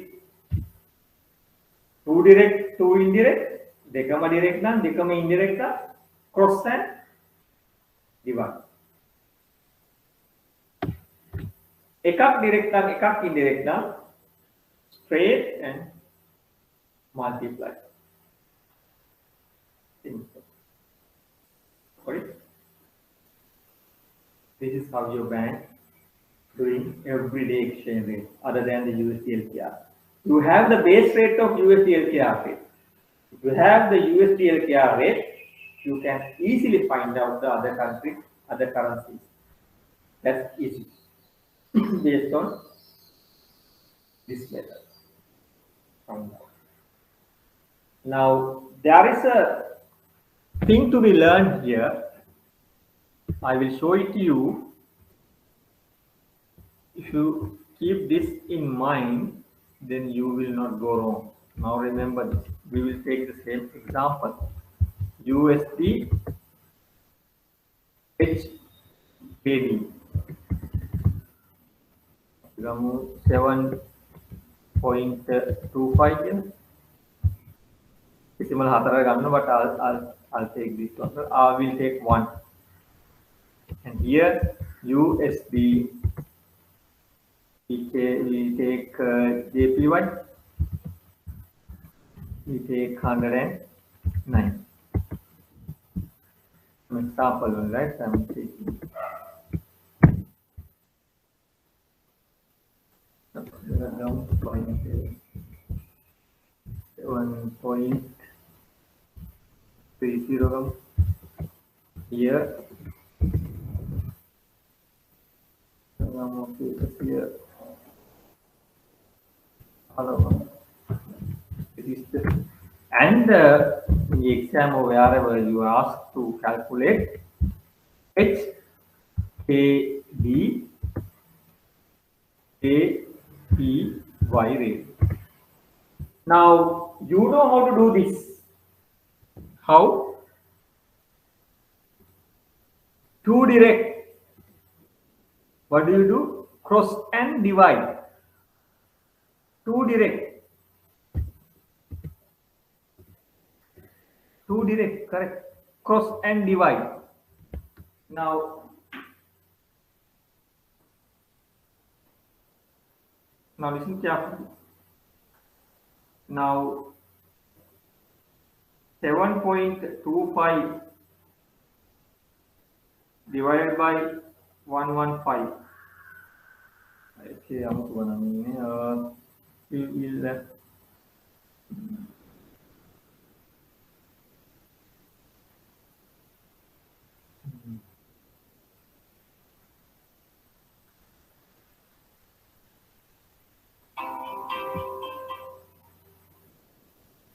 so we will take the same example then. 1.5. We will take 1.7. You can do this, but only thing it comes the decimal points. But for you to understand, we will take this one. Right, okay. For the benefit, right? So what happens is, what do you do? To direct. Your answer is 7.25 divided by 1.9, 3.8. So you have one answer.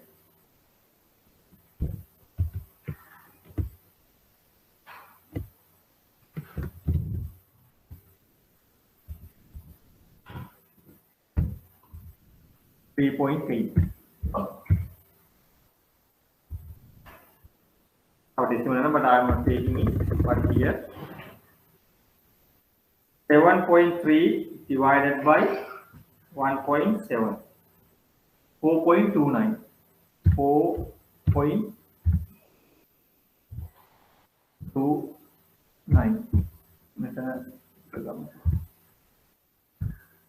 This is how you get it. Why? 7.25 divided by 1.9. Why? Cross and divide. 7.2515 should be divided by 1.5050. You got it? That's right. Same thing we did it here, but only thing, this is the answer.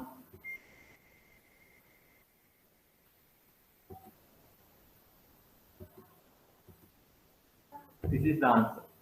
Cross and divide. This one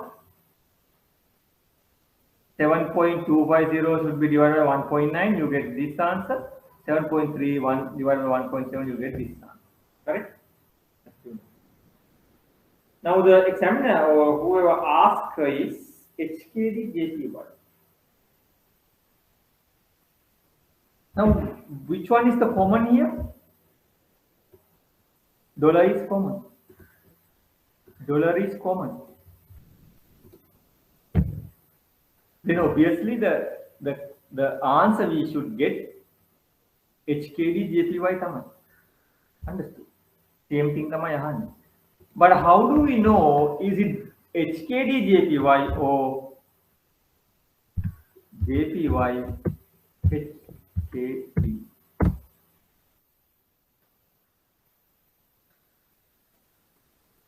So if you get to know this, you can calculate, you can answer any question on postgraduate on foreign currency, right? And easily answer this. Now see,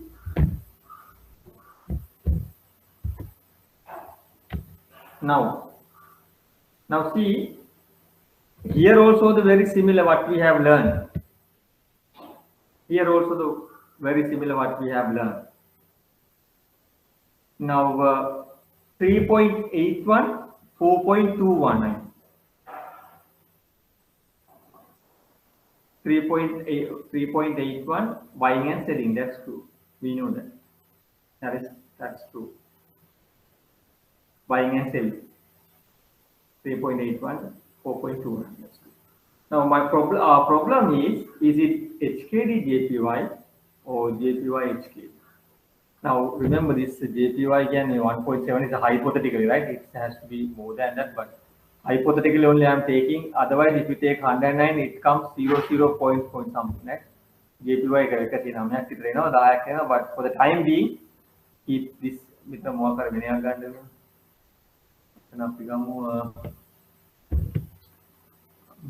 ABC club. For the time we will keep it. JPY HKD 1.7 in right? CHF minus then time being, right? Don't worry about the actual pair, but only thing understand the cross currency scenario only, right? Here the USD common, here CHF, and here also CHF. Our problem is it HKD or HKD CHF or CHF HKD? That we have to figure it out. If you know this more than enough, it's finished. Then, right? Now, here also, HKD1 equals CHF whatever the amount. So then, 3.81 and 4.29. Echo method then 3.81 and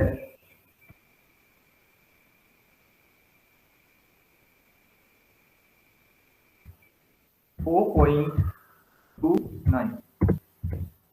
So our problem is which one is correct? Either is it HKCHF 3.81, HKD 3.81, CHF HKD 3.81. That's our question. If you know this, you are through. Well, how do you decide this? Now, this is how you decide. It's easy. Now, if you take these two, USD HKD, USD CHF, which currency pays more for $1? HKD pays more. $1 equals HKD 7. $1 equals CHF 1. Who pays more? Hong Kong pays more for $1. Hong Kong economy is weaker than to its dollar. But $1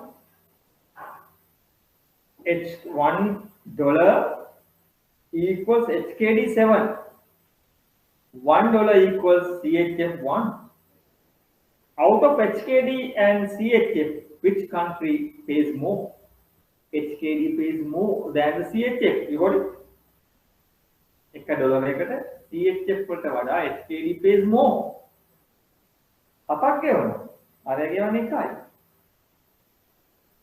So anybody who pays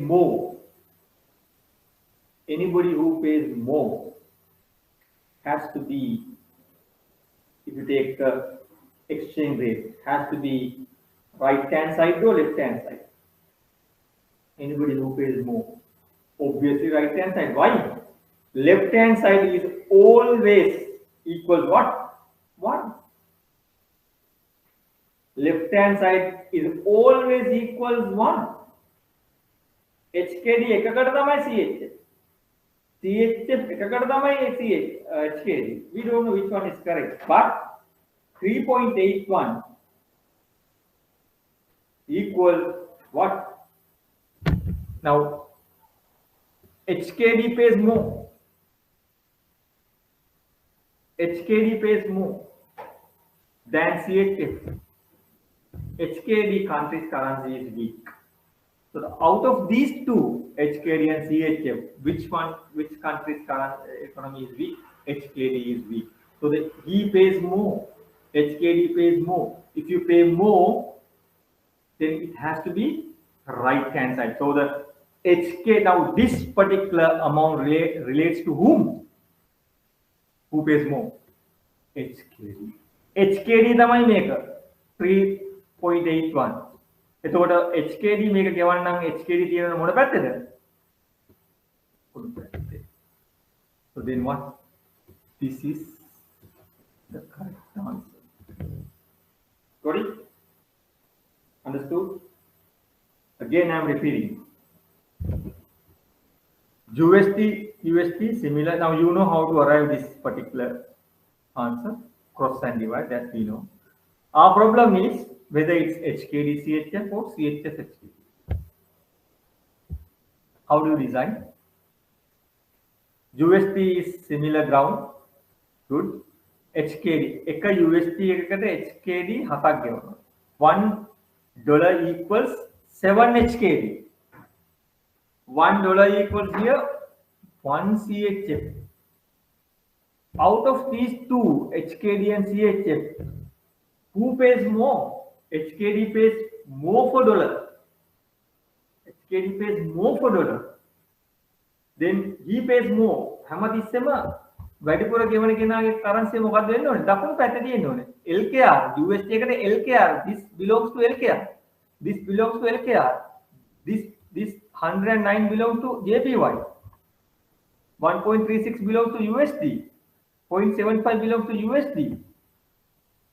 1.15 belongs to USD. So this figure relates to, this pillar belongs to right hand side currency.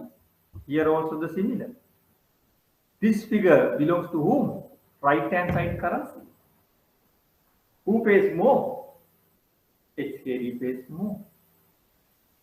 HKD pays more. Why?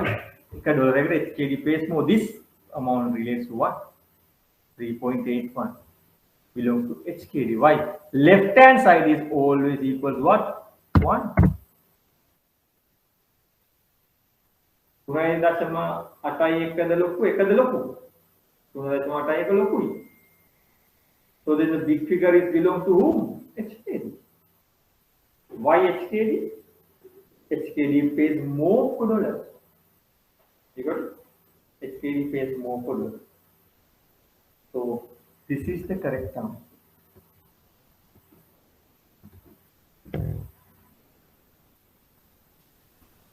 CHF HKD තමයි 3.81. කොහොමද ගත්තේ? Again, US dollar HKD pays more. So this amount belongs to more. Why? Left hand side currency always equals 1. Equals 1. Right. Now, if you see this, any question you need to ask? Are you clear? Now see this one. Straight and multiply. Now see this one. Straight and multiply. Now, if you take this particular one, we say GBP USD. We say take the same example. Now straight and multiply, right? Now 1.7 into 7.25, it's 12. And I'll take the big figure only. 7.3 into 1.9, 13. I'll take the figure only, right? For you to understand. Now the problem comes. Is it GBP HKD or HKD to GBP? That's the answer we have. That's the question we have. That's the question we have. So how do you do this? The earlier question, USD is on your left hand side. Very easy for you to calculate. This 12 belongs to HKD. This 12 belongs to GB. How do you do this? It's easy. So take everything into one side. So what you can do is, now USD, keep USD here, and if you take GBP, USD, GBP rate, and everything is on your same basis. So what do? This is how you quote. This is the original quote. GBP equals GBP and USD. That is the world accepted method. GBP equals USD. Now here hypothetically we have to calculate for us to get it. GBP USD rate. Over done. So 1 should be divided by 1.7. 1 should be divided by 1.7.058. And here 1 should be divided by 1.9. 1.9. That is 0.52. 0.52.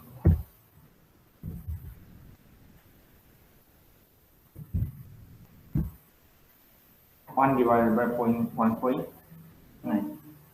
0.526, right? 0.52. Right.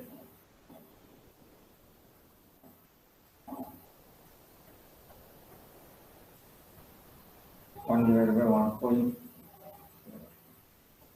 Right? This is how you do this. Don't worry about buying and selling rates, different buying order, selling order. Don't worry about it. We don't worry about that. But only thing you have to calculate this. Now see, USD is on your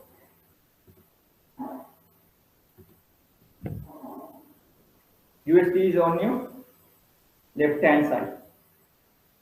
Now see, एक USD එකකට HKD 7.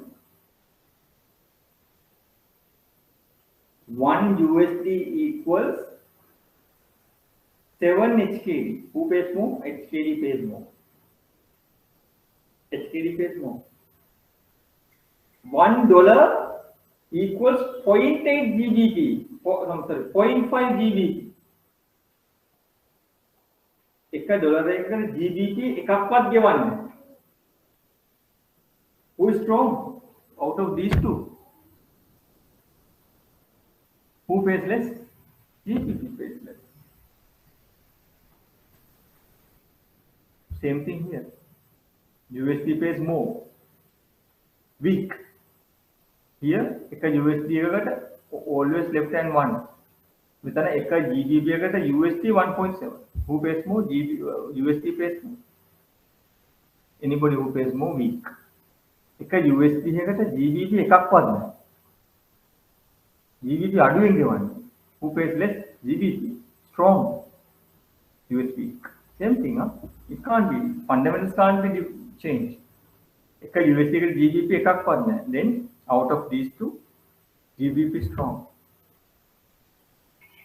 Out of these two, HKD and GBP, who pays more for dollar? Obviously, HKD. HKD pays more. HKD pays more. Why?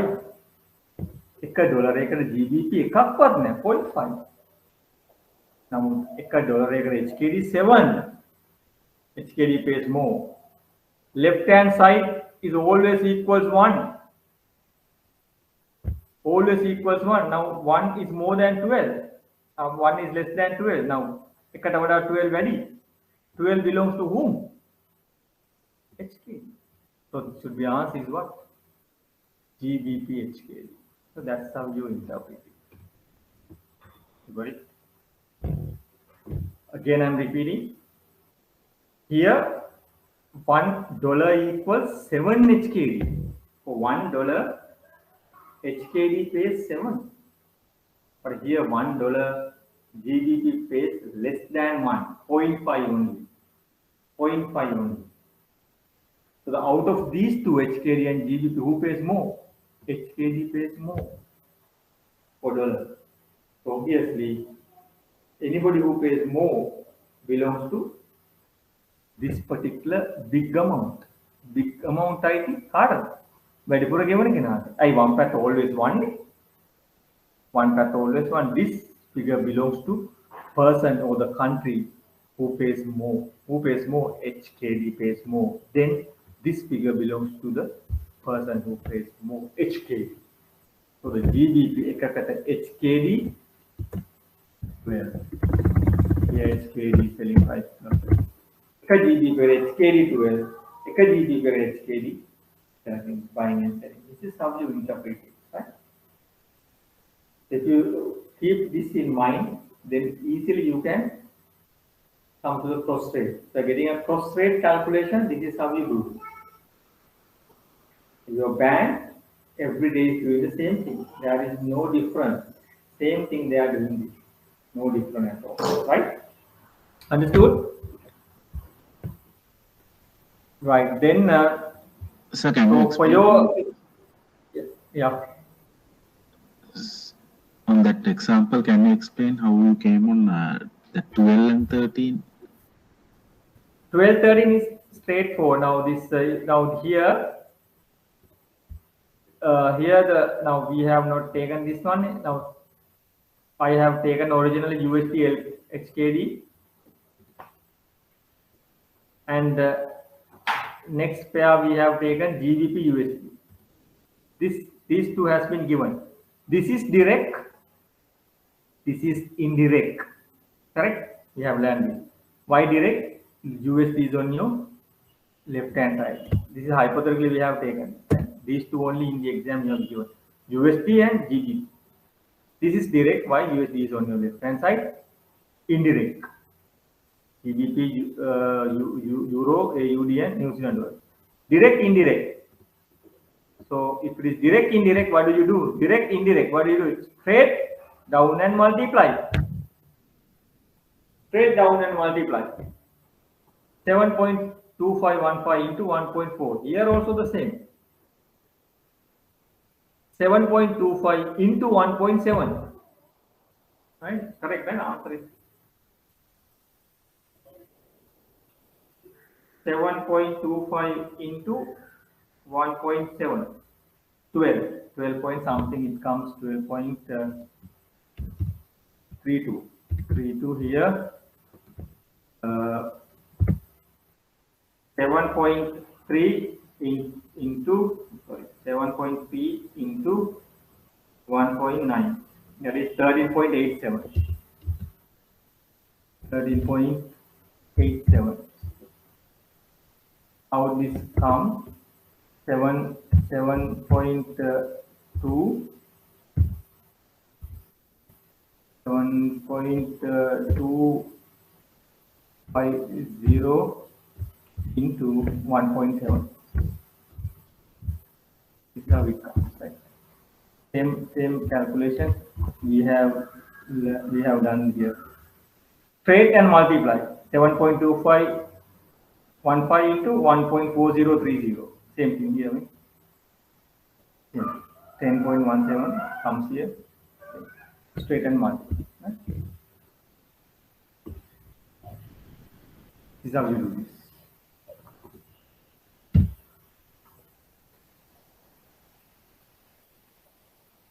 Got it? The other one 13.87, 7.30 into 1.9. So this is how we do this. Right? So you take everything into one side, then you can easily identify which one pays more. Based on that, you decide why your left hand side is always equals 1. එකට වඩා වැඩිපුර ගාණක් එනවා නම් ඒක IT වෙන්නේ කාටද? වැඩිපුර weak කෙනාට. That's the That's the interpretation. එකට වඩා වැඩි මේක 12. එකට වඩා වැඩි 12. එකට වඩා වැඩි 13. So then it equals now එකයි වෙන්නේ කාටද? Weak guy.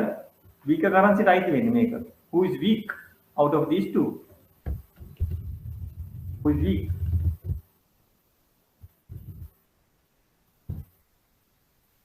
Dollar is here. HKD is weak out of these two. HKD එක USD එකට HKD 7ක් ගෙවනවා. USD එකට GBP ගන්න 0.5 less than 1 එකක්වත් ගෙවනවා. Who pays more? HKD pays more. So the 12 and 13 belongs to HKD. Right?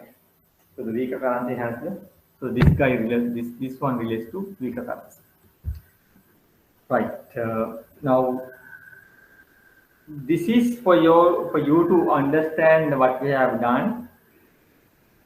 Then you can easily direct course it, everything explains here. And now this cash term spot, that is also important for you all to know. If you're doing the transaction, foreign exchange transaction today, that is cash. If you are doing a transaction tomorrow, that is term. If you are doing a transaction day after tomorrow, that is spot. Today cash, tomorrow term, spot day after. Anything other than spot, anything other than day after tomorrow, we call it forward. Then අපි දන්නවා අපි derivative instrument කතා කරනකොට forward exchange transaction other than the අපි කියමු fourth day එනවා කියලා, that is forward exchange, forward trade, forward exchange transaction. Beyond spot trade, beyond forward spot trade, that is forward, right? For your information only. These are the things you can try it at home. We have done this. And next, now I just wanted to give a kind of background of before we come to derivative instrument. Now derivative instrument is basically there, why? To hedge or the mitigate the foreign exchange transaction. Mitigate the foreign exchange transaction. So derivative instruments are there not to earn profit, but to mitigate the risk. Can you avoid the risk? You can't. You can't avoid the risk, but you can mitigate it. Now, for example, we say insurance. By entering into an insurance agreement, can you avoid the risk of meeting accident? No, you can't. But you can mitigate the loss. Similarly, hedging instrument or a derivative instrument, you do the same thing. You do the same thing. Now, derivative instrument here we are talking about only for the foreign exchange transaction. Now you have a kind of idea what is foreign exchange transaction is and how do you calculate it and how does the risk is involving. Now, for example, if you say today this overnight, now tomorrow morning central bank decided to increase this 203 level to 215, 225. Suddenly they decide, like they did on the other side, 226 it was, brought it down to 200. Now overnight, now they decide, overnight they decided to do 200 and, overnight they decided to do it 226, 215, 220. Example, we say 215, 220. They are going to increase it. Increase, tell me a technical word. So layman will say increase, but since we know it, how do you say? Tell me a technical word. It was now today as 200, 203 overnight. Tomorrow morning, central bank decided to bring it to 215 to 220. 200 15,220, right? So technically, how do you say this? Depreciate. Very good. It's rupee is depreciated. So the rupee has depreciated. The central bank has decided to depreciate the rupee. Right. Now who will be suffering? Importers will be suffering. Will the exporters will suffer? No, not at all. Fortunately, I didn't convert my US dollar today. Exporters will say, fortunately, I waited one day. Now I am actually converting my dollars 215. If I did it yesterday, I would have done it at 200. So the 1 million, 15 million, I am gaining. Right? So deciding is that, now basically it depends. Now we know that. Now to avoid this,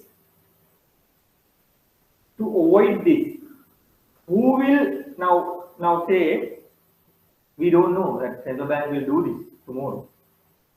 But if this is known to us today, who will take precautions?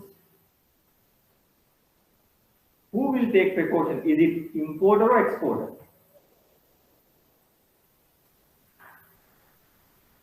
Tomorrow morning, central bank, tomorrow morning, central bank will say exchange rate is buying 215, selling 220. Today 200, 203. Tomorrow they say today. Now they announce the evening, 200, 203, 215, 220.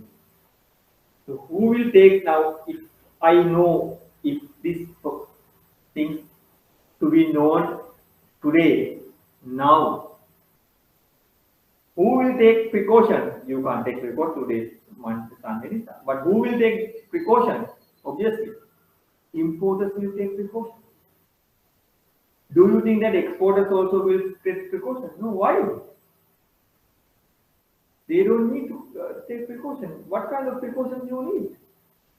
If the exchange rate is if the exchange rate is going to be depreciated, so why the exporter is taking precaution? No need. He can convert at a higher rate. So who will be suffering? Importers will suffer. Same thing here. But do we know this? We don't know. You get a credit period 3 months. You imported the onions from India. You have to make the payment 1 month time. You don't know within 1 month what will happen to our exchange. Fortunately, if I do the payment today, $1 නම් this year $2 තමයි බැංකුව දෙන්නේ. But after 1 month time, how do you know that? I am taking a risk. I can't take a risk. So then you are importer. So I am telling you, no, don't worry. Central bank will reduce or this exchange rate will further come down to 180 and 185. You are importer. Are you happy or not? Obviously you are happy. Rupee getting depreciated, rupee getting appreciated. Who is happy? Importers are happy. But we don't know. We don't know. Remember, hedging instruments are there not to make profit, but to minimize the risk. Sometimes you can make profit. Sometimes you can make profit. Example, today you enter into a transaction to pay 1 month, 200, now today are 203. Enter into a forward exchange transaction to pay after 1 month time 205. රුපියල් දෙකක් වැඩිපුර එකකට ගෙවන්න මාසෙකින්. You come to an agreement with the bank. Now after 1 month time you have to make the payment. You go to the bank and bank says, okay, 205 and you will have now pay. Right? Okay, fine. I'll pay 205. $205 and as I agreed, I'll pay. නිකමට එනකම you check the market. නිකමට එනකම bank එකෙන් අහනවා මේ. Then here they are rate what's the exchange rate now? Bank manager says it's going at 200. going at 200. If you did not enter into this forward exchange contract, if you did not have this derivative instrument, if you did not come to this hedging instrument in force, are you making profit or loss? You are making profit. Right? $1, how much you will have to pay? 200. Now, how much you have to pay now? Since you have come to an agreement, 205 each. Can you say to the bank, no, market is going at now 200, I can't make 200, no, you can't. It's binded. You can't avoid. You have to honor this agreement. Otherwise, it's a breach. You can't. It's a legal, there's a legal implication. So you can't avoid this forward exchange transaction. So since the forward exchange transaction is, at the moment, it's not in force, but I think there was, right? This is a very popular instrument. Other countries, but they will immediately they will take some decision on forward exchange transaction. But this is a derivative instrument. Now, say derivative instrument, they are not to earn profit. But in this case, what happened? If I did not enter into this foreign exchange contract, forward exchange contract, I would have purchased dollars at 200. Well, since I have entered into this exchange contract, I had to purchase dollars at 205. 5 rupee loss. 5 rupee loss. Can't help. Then what should you do? From the day 1 month ago, okay, I'll take a risk. I don't mind whatever the exchange rate after 1 month. I take my gut feeling. I take a risk. I don't do anything forward exchange transaction like you do now. Then in the run forward exchange transaction is bad. After 1 month time, you will have to make the payment at the prevailing market rate. At the prevailing market rate, then it's time to go. That 200, 203. Now, 1 month ago, you entered into a transaction thinking that 230 level, that at that time 230 level, that 230 level, you price your good at 230 level. But after 1 month time, how much you have to pay now? At $203 only. You made a huge profit. So the importers made a huge profit by appreciating this exchange rate. 230 was the mama at that time you didn't make the payment. You can't even come to an agreement. Forward exchange agreements are banned. Goods, the imported goods are priced at 230 plus something. My profit margin 230. I thought I will have to make the payment. I will have to settle my import bill at 230 level. So my pricing was at 230 plus whatever my margin. Now suddenly what happened? It has brought it down to 203. 27 rupees profit. You have sold by now all these goods, but you have to make the payment at 203. So the huge profit for importers. Huge profit for importers. Now understand this. So that's your luck. Today you enter into a contract to pay after 1 month time 205. Today 200. After 1 month time, you have to honor this payment. You have to honor this agreement. Manager, what's the exchange rate going on at the moment? He says 210. Oh, you say I'm lucky. I'm lucky that I entered into this transaction. Now I am paying at 205. It depends. It depends. It can go either way. That's why I told you. Hedging instruments or the derivative instruments are not to make profit, but to hedge your exposure. Now, there are two types of hedging instruments or derivative instruments, internal and external. Internal and external. Now, internal are not much used. Those are hypothetical things. Leading and lagging. You think that in future interest rate will, in future exchange rate will go up. Then what happens? You make the payment now. You think that if in future the exchange rate will come down, you wait and see. You don't make the payment. Very hypothetical, right? You can't do that. But we'll have to learn internal hedging techniques. We'll have to learn. Invoice in home currency, that is also out of the reality. You import whatever the things, or you import vehicles from Japan, you said, I will make the payment in rupees. Can't do that. Matching, you should receive something and also you should pay something. You net it. Same thing, multi-netting also. You exported and whereas you imported. For export, you should receive. For import, you have to pay. You do it net and you make the payment. But these things are not practically happening. Very much hypothetical. Very much hypothetical. These things are not much happening, right? But now, if you invoice your currency in home currency for the import, you don't want to worry about this exchange exposure. Like rupiah value. When you make the payment in rupees, what is the exposure you have? Nothing. We can have ample amount of rupees. Even print out, right? If it is rupees, but nobody will accept payments in rupees. Nobody will accept payments in rupees. So those are hypothetical things. But if you make the payment in rupee terms, don't worry about. There is no exchange. Now, other things, forward exchange contracts, options, future, those are external derivative instruments.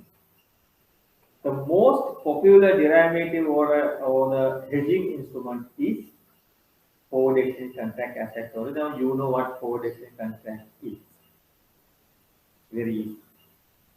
So now the example I took today 200 after 1 month and 205 I said. So what is this 5 rupees? What is this 5 rupees? The premium. Why do you want to pay premium? Now if you take Japan, 109 today, after 1 month time, it's 107. 109, after 1 month time, 107. So there's 2 rupee reduction. What is this? Discount. Now, how this, that is also important for you. How this, some countries are having discount, some countries having premium. Countries like Sri Lanka, we have premium. So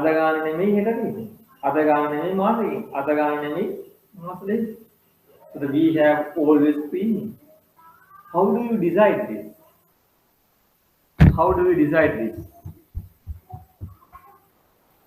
There are 2 methods for you to decide. One thing is purchasing power parity. Other one is interest rate parity. Don't worry about the terms. This is nothing. There are 2 methods for your learning only, right? For your knowledge only. I'm just included. I have just included. Now, if I take 200 and after 1 month time you pay 205, how this 5 rupee comes? So then, so the entire thing is complete, right? Now 5 rupee is decided 2 methods. Now these methods are applied in your bank, right? This is how you decide it. There is no theory part here. Only the theory part is internal hedging mechanism. That's all. Other than that, everything is practical, right? This is the practical mechanism is going on. Now in Sri Lanka, we basically go by the, not by the purchasing power parity, we go by the interest rate parity. Simple. If you take USD LPR, today 200, market 205 now. 2 countries involved in here. What are the 2 countries? US and Sri Lanka. So interest rate parity means 2 countries interest rate. That's all. Based on the two countries' interest rate, you decide whether it's premium or discount. How do you decide? Now, USD LKR, USD LKR, if you take it USD LKR, right hand side, you have what? LKR. So the LKR interest rate is above the US interest rate. Now I told you in the first discussions we discussed, 30-year US dollar bond, US treasury, yeah, in US, in America, 30-year bond is going at yield is 2%. Remember that I told 2%. US treasury issue karna bond US America. But our treasury bill, what's the rate now? 7.5, 1 year. Which country's interest rate is higher? Sri Lanka interest rate is higher. So any countries now, if you take USD LKR, you take LKR interest rate above the formula, then you divide LKR interest rate by US interest rate. That's all. USD LKR ne daku gatte LKR interest rate උඩට දැම්මා යටට දැම්මා USD LKR. You take the rate as a percentage it comes. Then when you multiply this forward exchange rate, there is a calculation. But for the time being, you remember that. Then you take spot rate into whatever this price comes, you get the ultimate price. That's all. So the interest rate, LKR interest rate here. Now see, now I'll show it to you. Now this is USD LKR, USD LKR.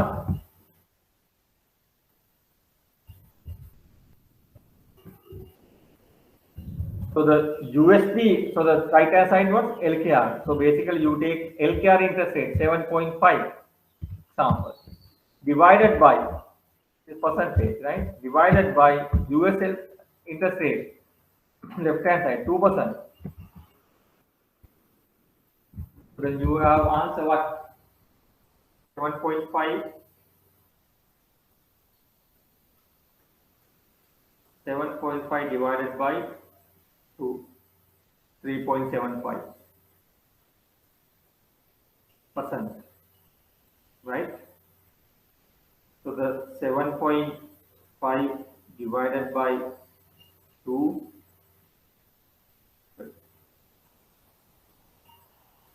now when you take this comes, then you multiply spot rate, the answer you should be multiplied by the spot rate. Then you get the forward exchange contract rate. Now in Japan, what happens is, to take this USD JPY,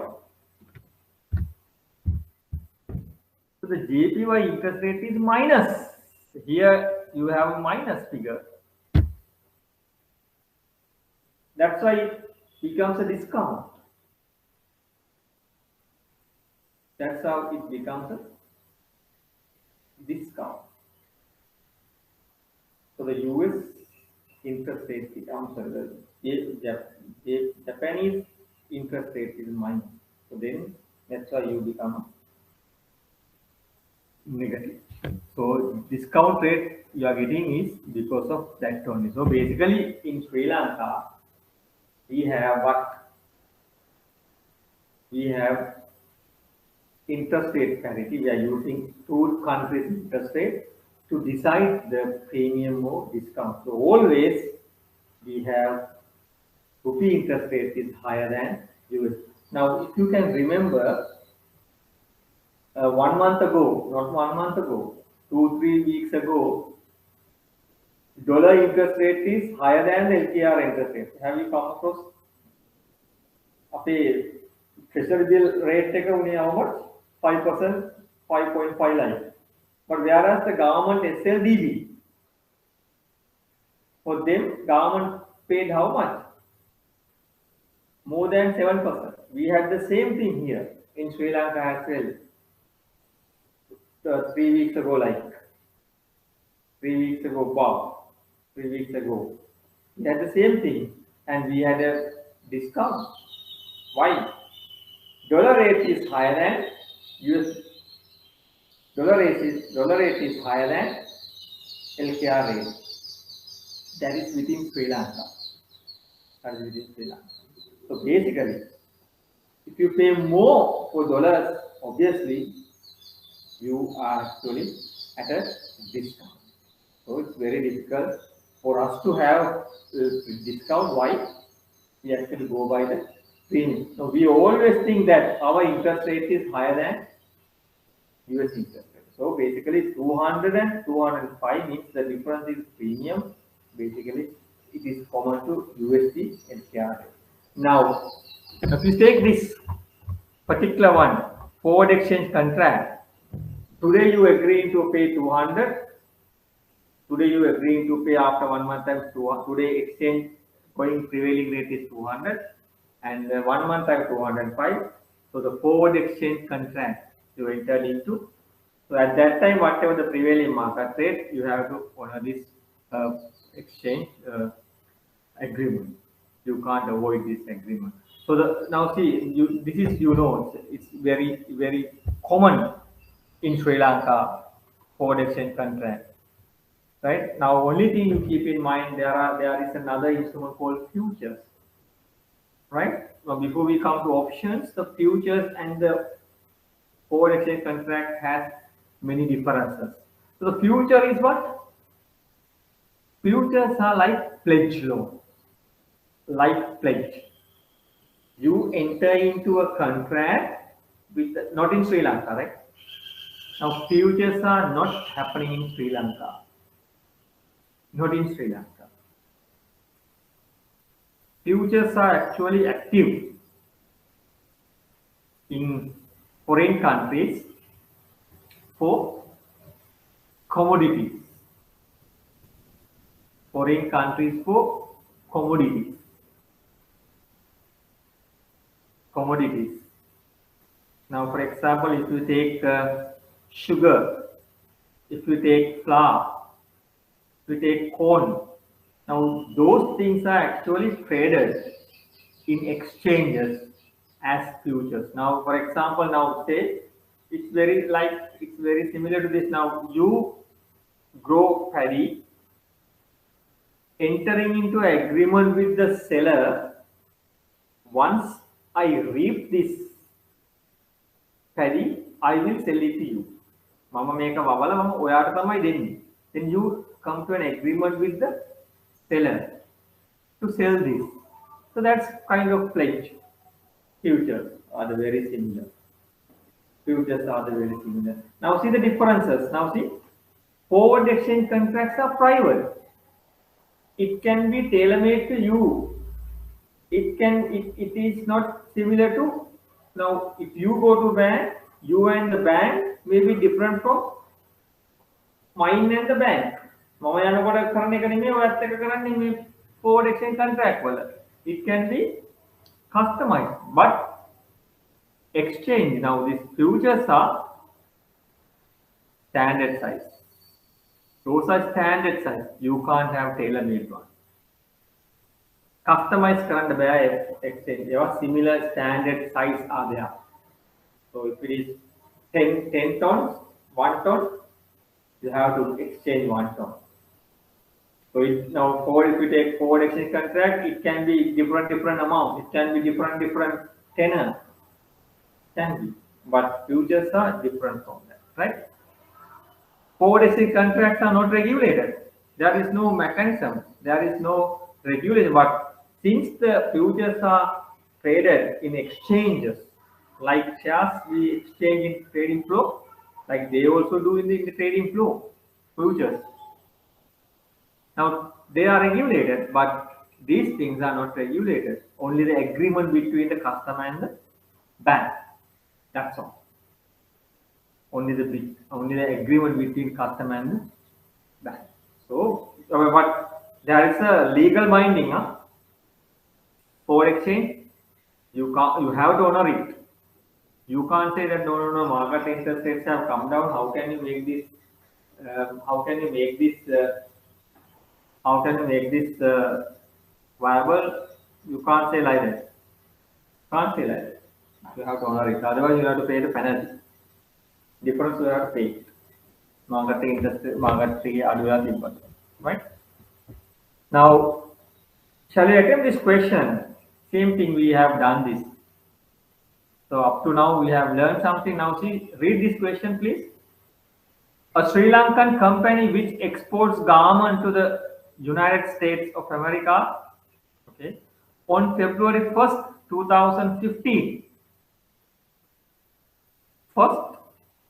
2015, the company invoiced a customer in USA $600,000. Garment project $600,000, which was receivable in 6 months time. Now here the exporter.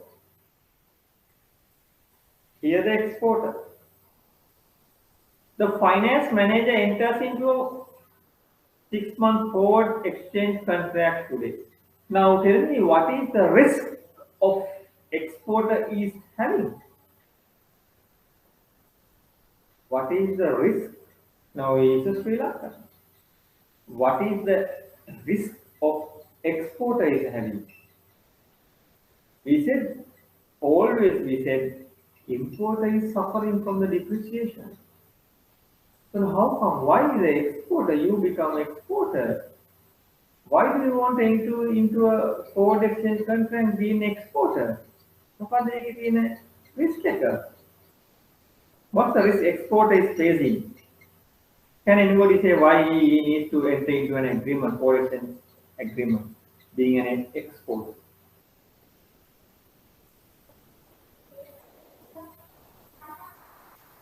Rate could appreciate. Sorry? The rate could appreciate. Rate could appreciate. Very good. Now, how do we know that all the time the rupee is getting depreciated? We don't know. After 6 months time, sometimes we might have received ample of dollars. Foreigners come to Sri Lanka for investment. Foreign exchanges, remittances coming. Export has grown up. Then the foreigners come and invest in FDI. Foreigners have invested in government. Lot of supply of dollars. So then what happens? Rupee gets depreciated. Today 200. After 6 months time, 180. Are you suffering or not? Why not you are suffering? You are an exporter, yes, you are suffering. So then, irrespective of the importer exporter, you are exposing to foreign exchange risk. Irrespective of the import exporter, you are exposing to foreign exchange risk as long as you are applying, as long as you are not applying internal hedging mechanism. As long as if you are not dealing with local currency, your exposure is on. Your exposure is zero if you are maintaining, if you have decided to make the payment in rupees. Otherwise, all the time your exposure is on. Right? As you very correctly said, yeah, exporter, yeah, when the rate is appreciated, of course, yeah, you pay less. You convert at a lower rate. So then you are at a risk. Now the USD export rate 1st February 2015 was 131.50, 132.40. When was that? 1st of February. 1st of February. Spot rate. For 6 month forward rate 135, 136. This second it's a premium through in Sri Lankan scenario. Why? Our interest rate is high. Everything you know now. Why this 131 is becoming 135? 4 rupees premium. How to decide? Sri Lanka and US interest rate. Our interest rate is higher. 136 possible. In 6 months time, spot rate is 138.40. What do you mean by that? After 6 months time, you are enagaman karla iwala enagama, you just check the market. Bank manager gana key the rate and nikama down. Then rate is 138, 140. My question is, are you making profit or loss by entering into a transaction for a foreign transaction? You are in export. Are you making profit or loss by entering into a foreign exchange transaction? You being exporter, are you making profit or loss? You're making. You enter into a transaction, a forward exchange transaction. By finance manager enters into a 6-month forward exchange contract today. 6 month time you are receiving $600,000. What trade you will be converting? 135 or 136? Bank buys. Right? You as exporter, you sell dollars. Why?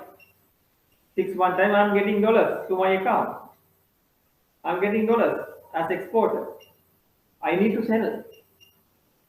So the bank has to buy. Whose code is this? Bank code. So the bank code is what? 135.40, 136.80. Which one? 135.40.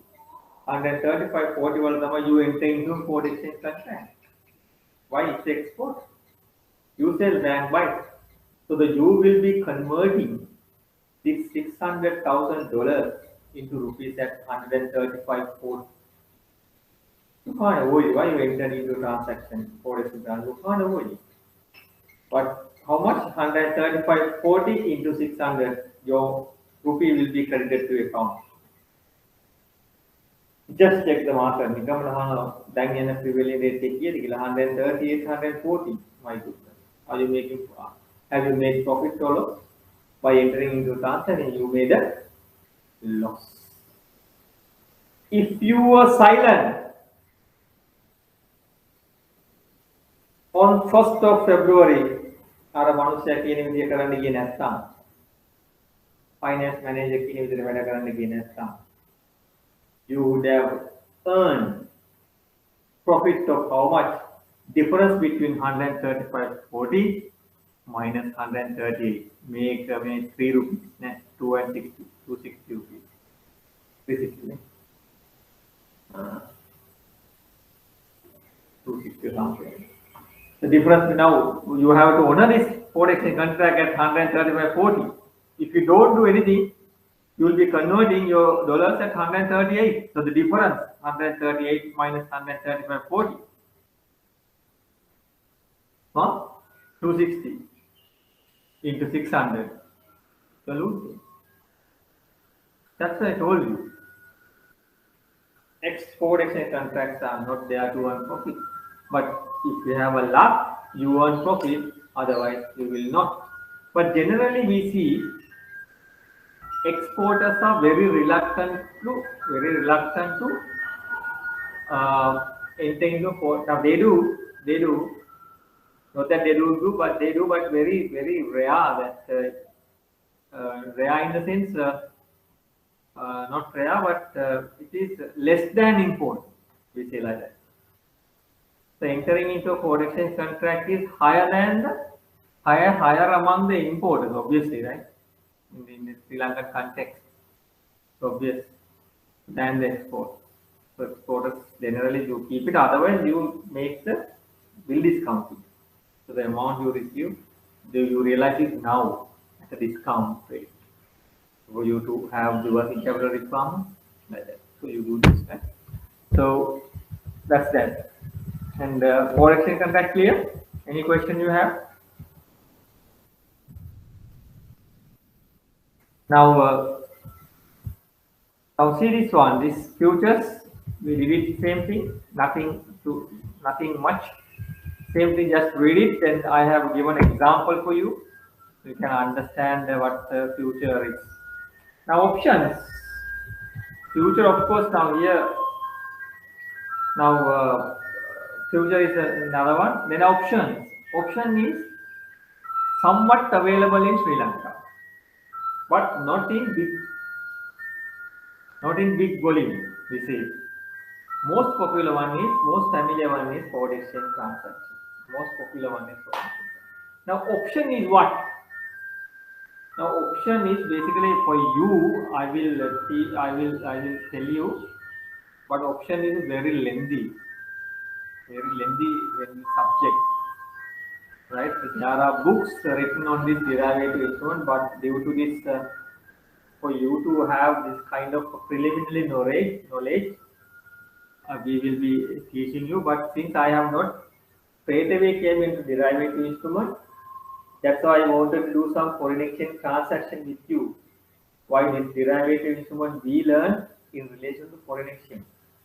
So that if you don't know the foreign exchange transaction, no point of learning derivatives. That's why I wanted to have touch with you the foreign exchange transaction. So you have a background, right? You have everything, depreciation, appreciation. So who will be suffering? Why this exporter is needed to have this forward exchange? We were discussing forward exchange transaction to enter into importers. No. Exporters also required, as you very correctly said. If the rupee is getting appreciated, who will be suffering? Exporters are suffering. Right? Suddenly, devaluation, depreciation, it can happen. So then everything is now perfectly all right. Now you have a base. Now you have a fundamental. You have a foundation. Now you come to the final destination. Right? Now options. Options are two types: call and put option. Now call option is what? You have a right to buy, but not the obligation. What do you mean by that? You have a right, but not the obligation. You enter into a transaction to purchase shares, you don't kill shares at 100. You enter into a transaction, you enter into a transaction with somebody to purchase shares at, you don't kill shares at 100. Strike price is 100. Transaction price is 100. We call it strike price is 100. Now, after 3 months' time, don't kill shares reaches to 100. Don't kill shares reaches to 100. Now what happens? I have to purchase. Why? I entered into a call option. Option transaction with another guy.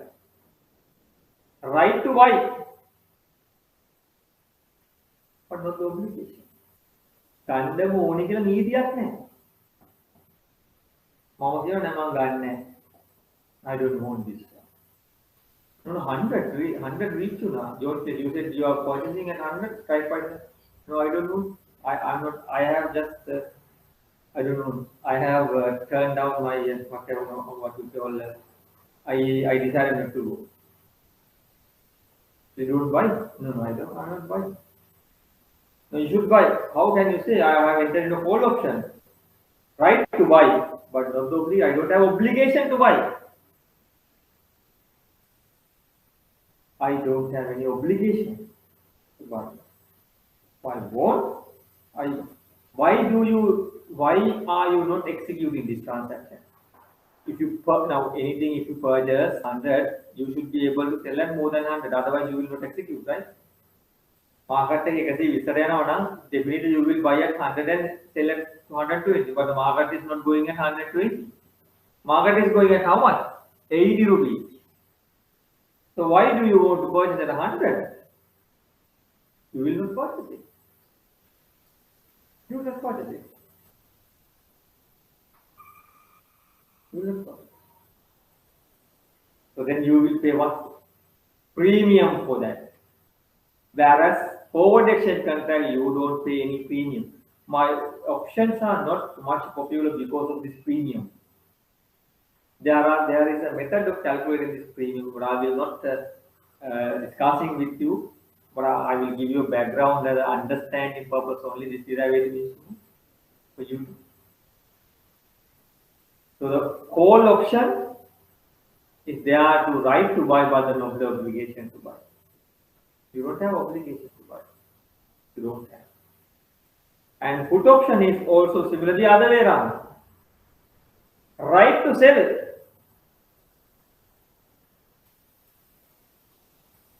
But not the obligation. Agree to sell. Sell කරනවා කියලා නීතියක් නැහැ. If the strike price is reached, if I want, I can sell. I sell, so I enter into a transaction, put option.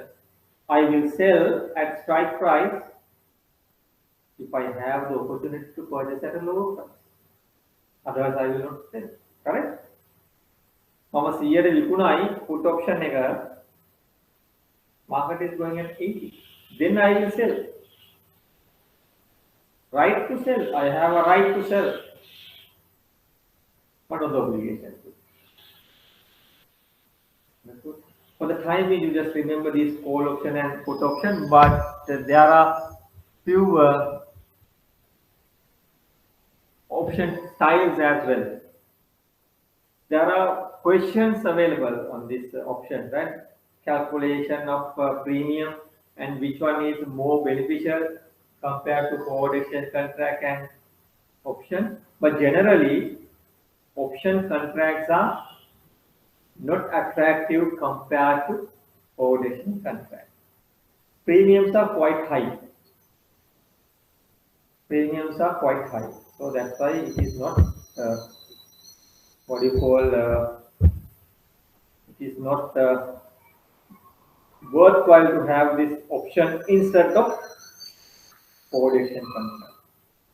There are many types of options: European, American, Bermuda, exotic, and vanilla. The first two things are important. Now, if you say European option,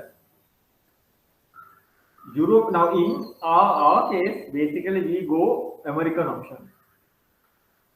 Now, an option that may be exercised on any trading day or before expiration. Meaning, now if you reach this, as I told you, if you reach this 100 strike price, now option is for 3 months. හැබැයි සතියෙන් විතර මේ 100 නේ මම ගන්න ගියේ call option එකේ 100 ගන්න ගන්න ගියේ George Asia 2 weeks වලින් මේක reach වෙන 100. Then I decided to execute. I am purchasing at 100. Did I wait until it gets matured? No.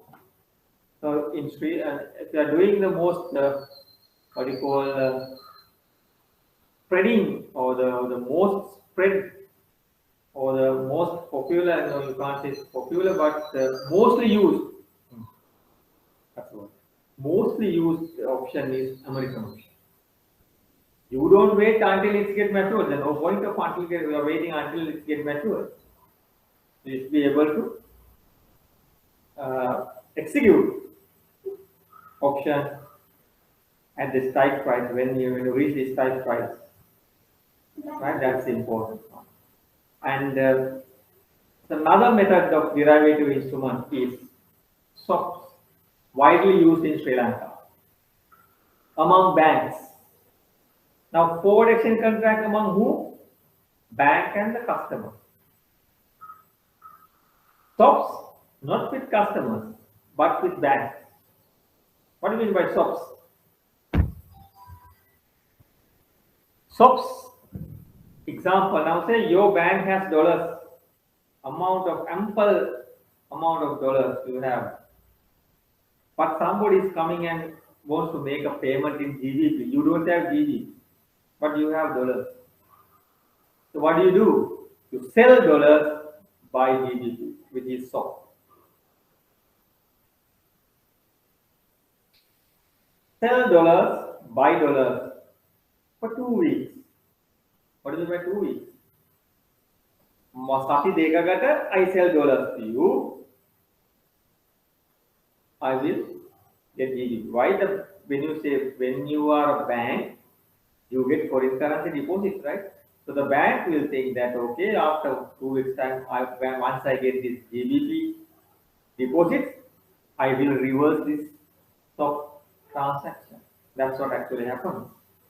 It can be either 1 month, 3 months, 1 year, like that. It depends. So in the swaps, you exchange one currency to another. Currency swaps. You have dollars, but you need, your requirement is GBP. Then you sell dollars to other counterparty which has excess of GBP and you get GBP. After 2 weeks or after 1 week, 1 month or after 1 month time, again you sell GBP, again you buy dollars. So the indifferent. Generally swaps are there not to earn profit, but to fulfill the requirement. You got it? Banks to bank. So now you know these days banks are having shortage of dollars.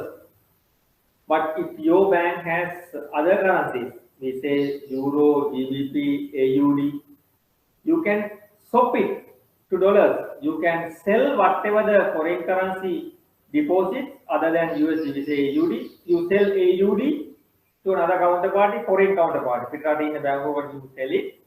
You selling in the sense you make a transaction. First leg is there are 2 legs. First leg and the second leg we call it near leg and far leg. Right? That is. Other way we AUD, $. If it is 2 weeks, so again you sell dollars, you receive AUD. First leg and second leg. There is no generally profit, but the banks are feeding kind of dollars. It depends on the requirement. So now who needs the GBP? Now in this particular example, you need GBP. Whatever the price you purchase, you have dollars. Depending on the requirement you pay, whatever the price they ask to pay. Like I mean, generally, you don't make profit, but can be depending on the requirement. If it is a real requirement, then you have to accept at whatever the price. That's how it happens. That is currency swap. So we have interest rate swap. What do I mean by that? You enter into a loan agreement at fixed rate. Fixed rate.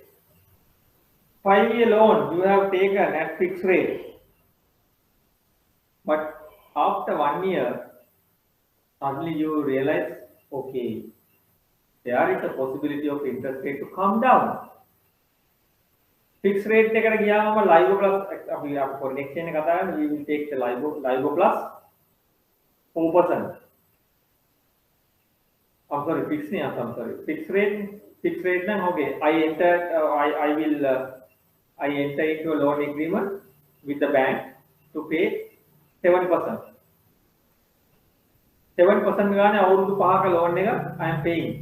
But suddenly after 1 month, after 1 year, there is a tendency interest rate to come down. Dollar deposit, the dollar borrowing. So then what happens? LIBOR rate, like in Sri Lanka, we have rupee variable rate එක මොකක්ද යන්නේ? AWPLR. AWPLR plus margin to lend it to variable interest rate. Like dollars, we use LIBOR plus. LIBOR plus whatever the margin. LIBOR is getting down. LIBOR is coming down.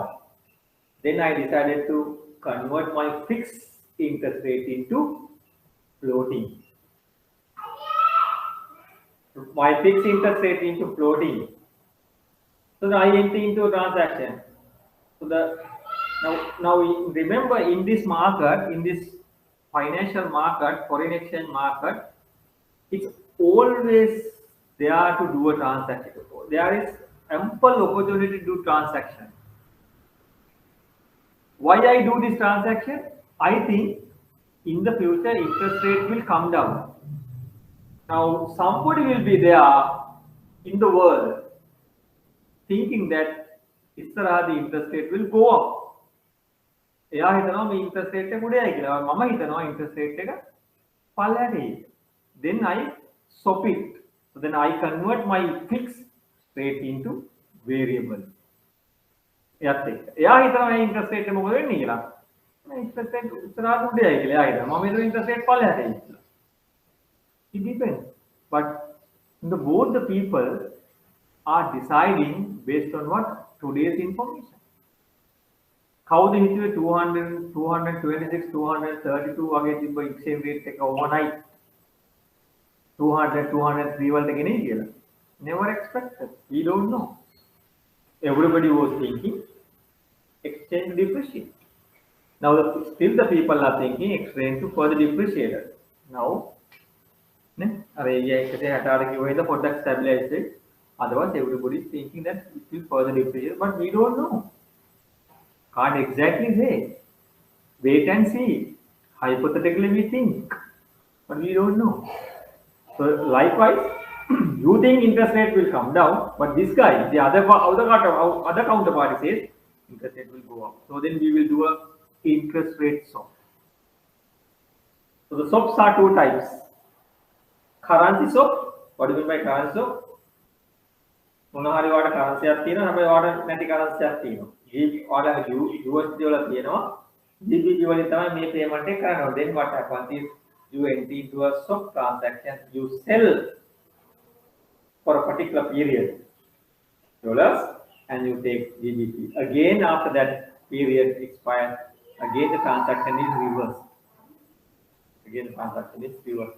Not at outright, the reverse transaction, right? And the interest rate swap means what? Basically, you convert your fixed into floating or the floating into fixed. That is interest rate. Now, this is also important for your knowledge. Only I have put this cap, flow, and collars. Now, cap is the highest interest rate, like the flow interest rate. Remember that? In Sri Lanka, we have flow, and then generally now the putting a flow rate, you protect whose interest? Bank's interest. Can't go beyond that. Flow, at least ekවත් තියෙන්න ඕනේ බැංකුවට. Cap means you can't go beyond that. Cap උඩ rate එක.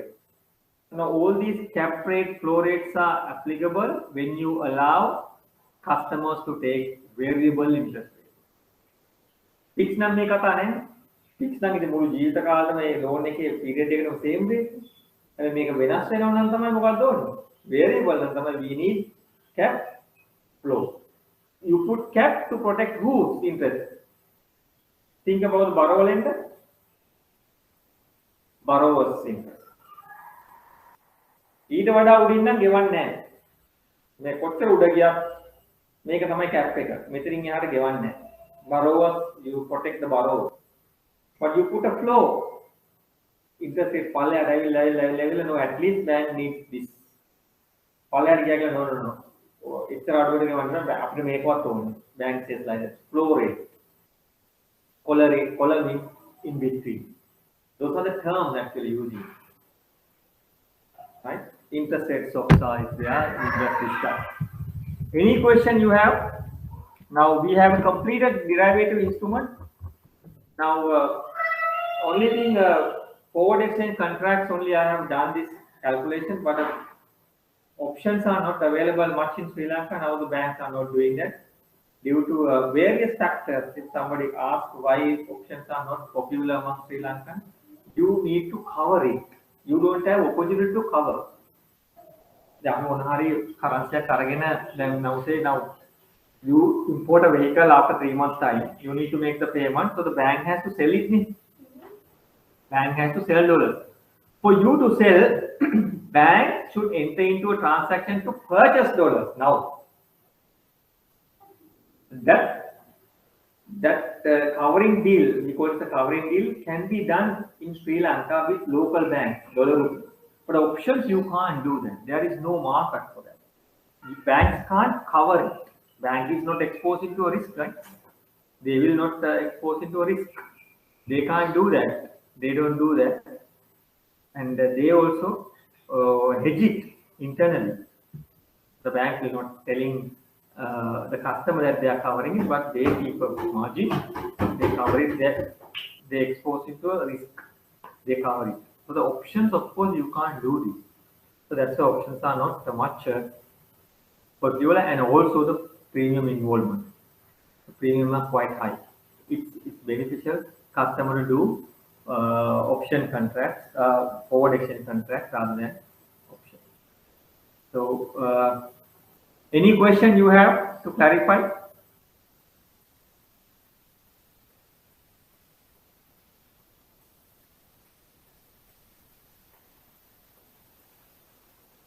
Anybody has any question to clarify before we wind up the today's session?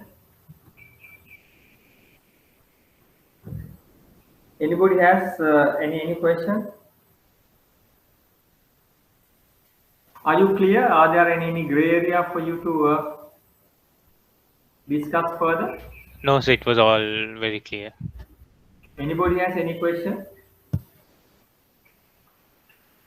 Right. Now, actually, this derivative instruments we have done this in nutshell.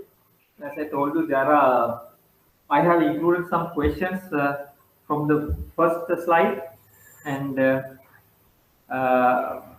second PowerPoint presentation also there are some questions. Just attempt it questions. Then you can have this. Now this particular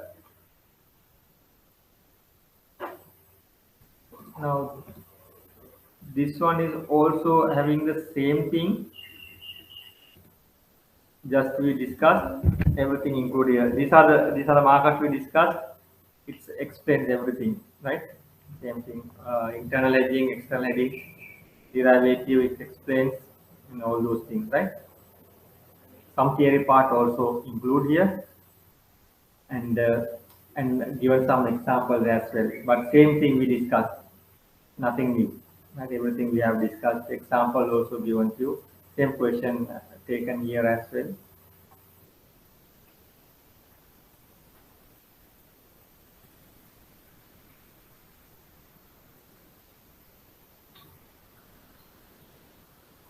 Anything you need to clarify further? Then we can wind up.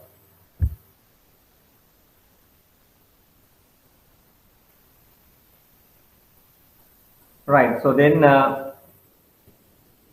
we will be taking the last class with you. I'll be taking last class with you next week. That is next Sunday.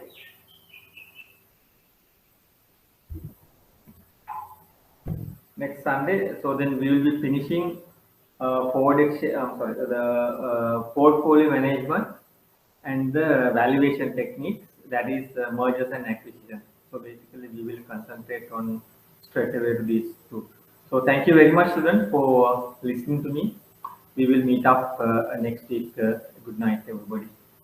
Thank you.